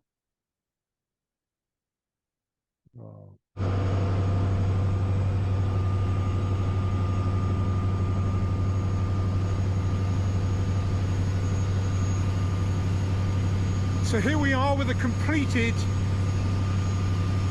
thunderstorm generator, and I'm just going to use this time to show you what it looks like up close. We'll skip that part. Then I think I got it. The heat treating paint on it. Looks a lot better. Yeah, I think I. And here's your bubblers. Got as much as I can handle. Okay, ready to start producing plasmoids. There's your generator and the hookup. So yeah, so there's a lot more to this. There's your bubbler. That's cool. Yeah, it's very cool. That's slow motion, of course. This is what it I can't believe he thought of this. So he was inspired by your work? Yes, he said that when I first talked to him about 8 years ago, he contacted me to tell me that he had seen some of my videos and discovered that the geometry I was exploring was exactly the geometry he was using in the creation of this technology. No, that's cool. He wanted to talk to me about it, and this is in operation. And what's going on here is really extraordinary. And one of the scientists, George Lush, that did all the annealing, he came out with his own thermal analyzer and literally couldn't believe that within 6 inches in the pipe that the temperatures were changing over 100 degrees. Wow. There's a very interesting interview with him. It's about 12 minutes long. Because he's talking about how he first came out as a skeptic, and then basically had his mind blown. This is a letter from the Indian Navy who's inquiring about the technology. In fact, I met when I was present at one of these testings. I met an admiral, a retired admiral of the Indian Navy, who was there evaluating the technology, and he has since gone back and he's making a report to the Indian government. So we'll just see. And the Indian government has a very interesting, they're interested in this because the Vajra and stuff, that goes back to the Vedas. It's their tradition. It's kind of like come full circle. And that's exciting. It's very exciting. I can't wait to see where this goes. Oh yeah, I know, me too. Well, I mean, again, the applications are extraordinary. I mean, it can even be, something that, like I said, right now there's some like garage mechanics who are building some of them and retrofitting cars. And there have been several cars now that have been retrofitted with the technology, and what's happening, it's capturing all of the stuff, all the bad stuff and the controversial stuff, all the carbon monoxide. I don't think carbon dioxide is bad necessarily, but what this is showing is that all of that the whole question of carbon dioxide emissions is rendered completely irrelevant by this technology. We should be jumping on this. Well, absolutely we should. But I'll tell you what, there are vested interests that, the hundreds of billions that have been vested into green energy and stuff, they aren't going to like this because, and all the stop oil fanatics and stuff, because what this is doing is it means that we can do twice or more as much, twice or three times as much, with like 1/10 to 1/20th of the fossil fuels. So why wouldn't they love this? They Well, should, right? Well, because see, to me, the whole thing is never really about the environment. It's about political power. Mm-hmm. You know, if you can control energy production, energy distribution, and energy consumption, you control everything. And if you look at all the Green New Deal, all the proposals, everything, it's totally about control. It's totally about energy rationing, from the entire supply chain from beginning to end of energy would be completely and politically controlled. And you'd have a small group in there that is already making huge amounts of money by, building windmills and solar collectors and things that can never provide more than 10% that fossil fuels are doing. But see, this just so completely changes the whole energy equation for planet Earth that it's kind of mind-boggling. It's I don't know, would you like to see the 12, 13-minute video of this interview? Or have we reached the point of saturation? I think we've reached a very good point to put a bookmark in it. Okay, sure. Because there's a lot more to this story. But I think this explanation has definitely helped me get even more curious about it. Well, I got to be honest with you. I've fantasized about using your artistry to try to break this story down to a much more layman's level and put the story out there as to how it works. Well, we got to get the story out there. Yeah, like you said, this won't be suppressed. Right. That's the whole idea. That's why all of the technical data, all the notes, the testing results, all of that is being open sourced. Now there are some patents, like the coal scrubber for coal-fired smokestacks. It's patented. They patented that. But once you begin to understand this, there are so many potential applications to this that we've just not even scratched the surface yet. Right. So, there's no telling. I mean, I think we're going to be looking in a few years that this technology is being used for space propulsion. And this leads us into sort of the woo-woo territory, which I think in the end may turn out to not be woo-woo. But if you want to look at very advanced technologies for space propulsion, I have a strong suspicion this might be. Well, speaking of woo-woo, I had one last very quick little question for you. Okay. So when we went to Egypt on the Uncharted X tour, we went to Dendera, the temple of Hathor. Yep. And there was a ceiling there that had some amazing art on it, and everybody was taking pictures of it. Yeah. Saying that you told them to take pictures of this. I did. I have a photo right here that I want to share with you. All right, please do. Let's see. Oops. Here it is. Can you see that? Yeah, I sure can. So I'm just curious, why did you ask people to take photos of this roof? Wow. Is that a long story? It is a long story. You've only got part of it here, but the ceiling, well, oh my gosh. Well, what's going on? What's happening in this scene here? It looks like it looks like ancient space travel. I wish I had a bigger. I took a video of it, but I couldn't get it on here. Sure. Well, oh my gosh. Well, there's some very interesting stuff going on here. I actually have some photographs. I wonder if they're handy. Did I stop share? You did. I'm sharing right now. You want me to stop share? No, you don't need to. I will see, let me save this program that we were just watching. And save this one. There's the whole thing. Yep. So what's happening here? So do we read this from left to right? Yes. Okay. I would say that it probably makes more sense to read from the left to the right.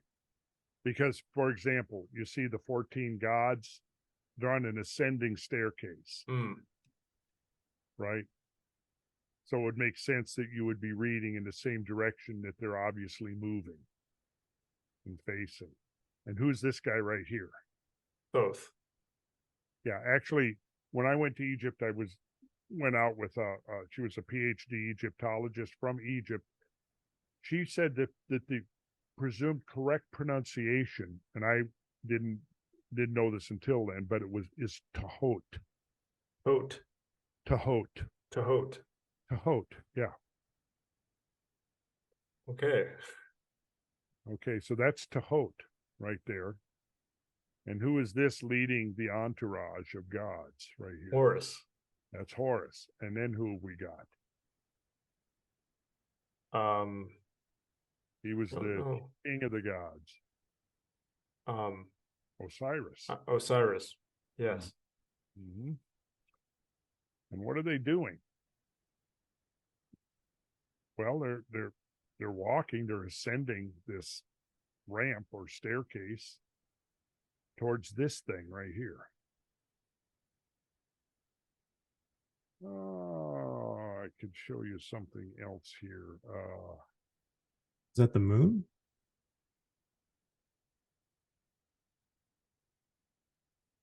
I don't know. What do you think? Right. What do you think? It sure looks like a space travel situation. Okay, so I'm going to open another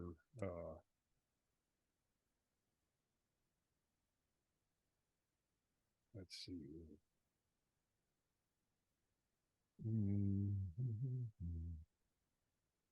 Let's see. Okay, so are we still seeing?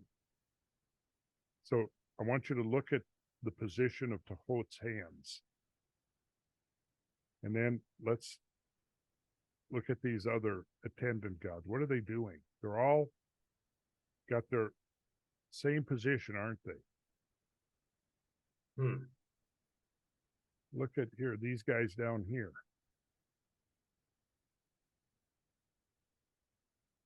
Oh, look at here. And what's this guy doing?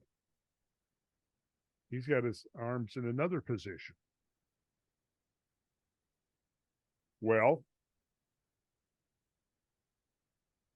what if I told you that there was a way of controlling energy by using ritual and by using motions of your hands and your arms and other things like that?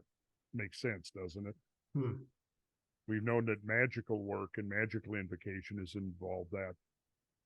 But what's been missing is a scientific explanation.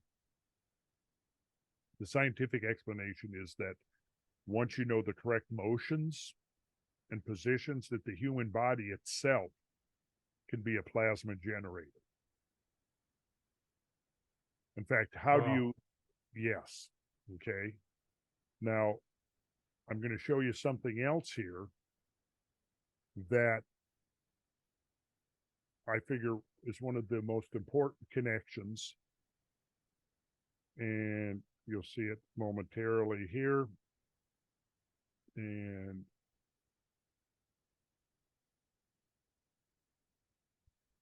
what's happening here? Well, this is Osiris. And you know, Osiris was resurrected from the dead, right? I'm still seeing the roof image. Oh, then I'm going to stop share and reshare. But yes, Osiris was resurrected. Yes. And Oh, wow. Same hand movement. same hand movement, right? Why? Because the key to restoring the life force into Osiris is through the plasma energy. And that's what they're doing here. They're using this methodology of controlling the movement of the plasma energy by manipulating with their hands. You see this over here? This is just arbitrary. It's critical to understanding exactly what's going on here. See, look, here you've got the descending bird, right? This is the symbol of the cosmic plasma right here, the cosmic life force, and it's being controlled by these attendants. Okay, let's go to the next one. Same thing, right?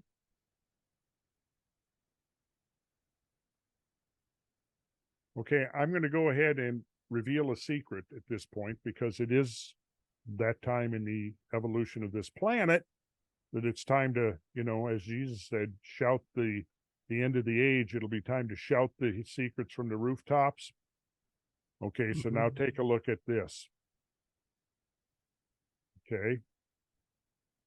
Same thing, right? Right. Why are these positions of the hand so important? Why? Because they've set up, what they're doing is they're creating a circuit. They're using their own bodies to create a circuit. And it's a lot more elaborate than that, but it involves a whole type of a ritual in the correct, in a space that has been designed for it, using the requisite geometry and orientation and all of that.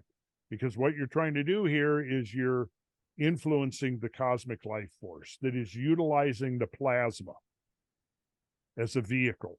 Okay. So now let's look at the next image. That's worth a In fact, it's worth What's George doing there, the father of our country? He's directing the plasma energy.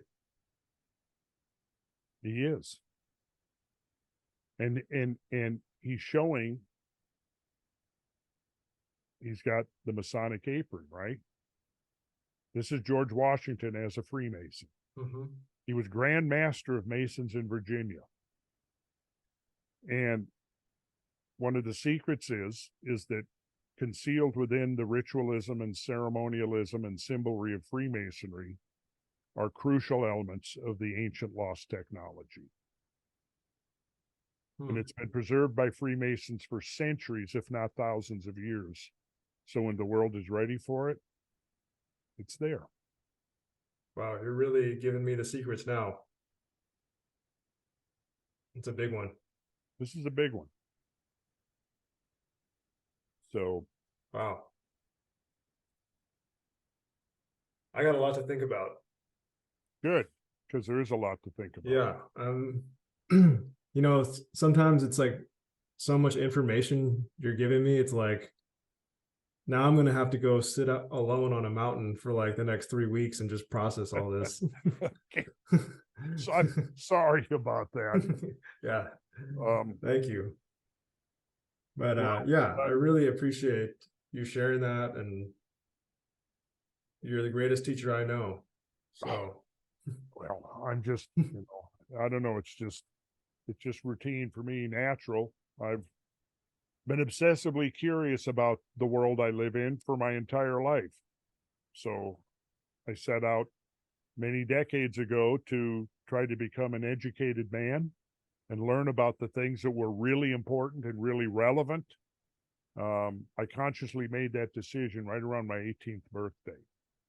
And I said, I'm going to spend my time trying to learn all that I can learn about the most important things that we need to know at this particular inflection point. I didn't use that word then in our history. What do we really need to know to optimize our probabilities of surviving successfully? So that's kind of still where I'm coming from. What's this now? Going on 50 plus years. Since 1969. What is that? 54 years? Well, it sure is having an impact. I mean, I've been on your tours. I've been on 4 trips with you, and everybody in Egypt is talking about your lectures and Graham Hancock, and I feel like you guys are paving the way. And now this younger generation is like really hungry for this knowledge. Yeah, and I'm like absolutely, dedicated to the idea of getting this out there. Because we really it could be our salvation. I mean, it really could be. We need a future that we can have hope in. We need a reason to get out of bed in the morning. You can't just be all doom and gloom. This gives us hope.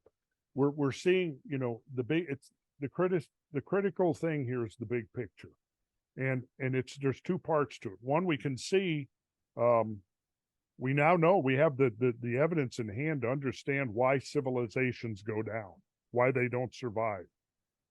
Because there's this cyclic phenomena. There's this cyclical process in nature that we're given these windows of opportunity where things are more or less, stable, the climate is predictable, and so on. And within those windows, we have to create a civilization that will evolve to the point where when the next episode comes along, the next nodal point comes along, we can survive it successfully. It just, think of a microcosm. If you live in I grew up in Tornado Alley. So there were certain things you did to minimize the possibility of getting killed or having your house blown away by a tornado. You created storm shelters, right? If you grow up in hurricane, on the coast of the eastern United States, there are things you do. As a builder, I know there are things you do to minimize the destruction of a house if it's hit by 150-mile-an-hour winds.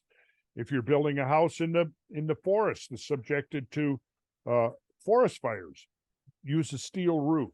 Don't use shingles. Use a metal roof that's impervious to all but the hottest fires. Right. So all of these kinds of things that you do to optimize your probabilities of successfully weathering a disaster.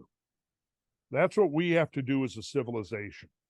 And all of this stuff that's going on now with all of these manufactured conflicts that are going on, that are all about geopolitical agendas and motives and control of planetary resources and stuff.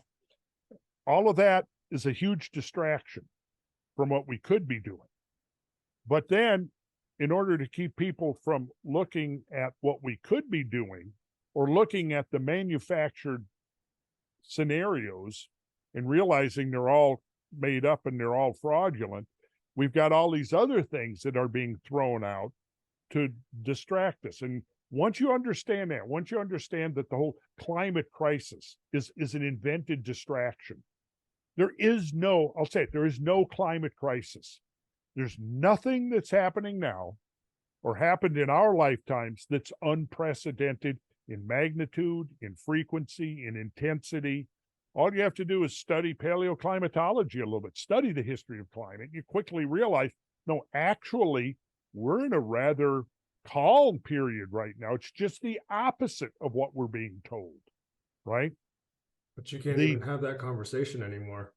No, but we're going to change that. Yeah. We're having that conversation.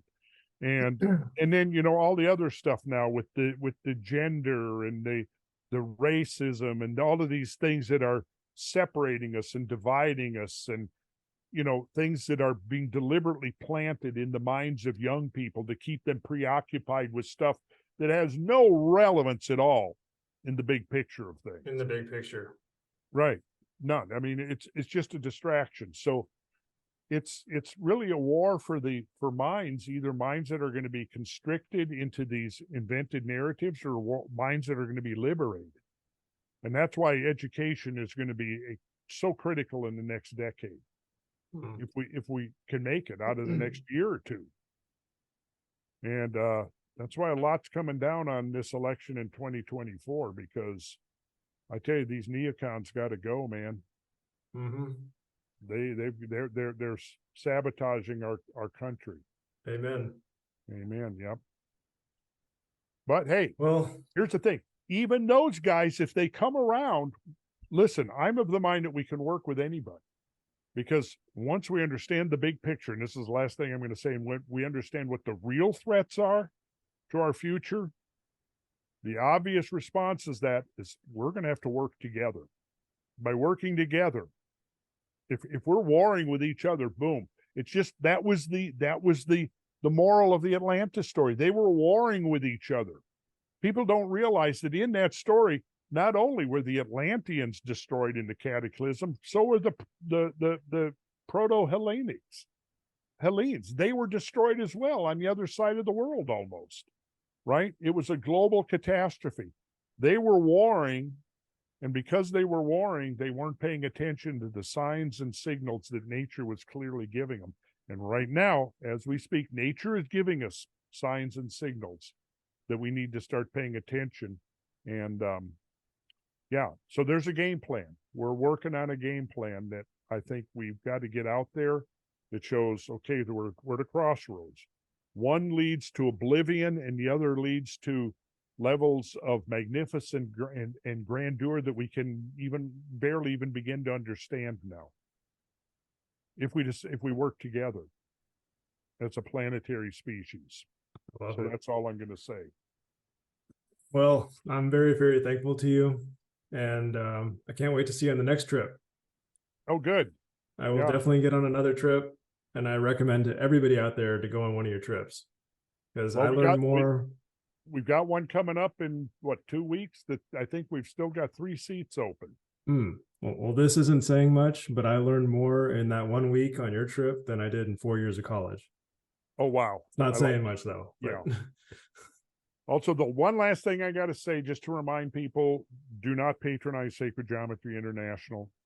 He's still out there stealing my name, my work, and making money off of it.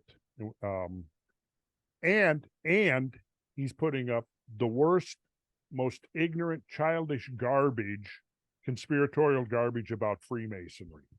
It's like literally scraping the bottom of the barrel of conspiratorial nonsense. And he's putting it out there on a site called Sacred Geometry International, completely oblivious to the fact that there wouldn't even be sacred geometry if the Freemasons had not preserved it for us for centuries. That's why we have sacred geometry. And so where is your official website? What is it? Randallcarlson.com. That's it.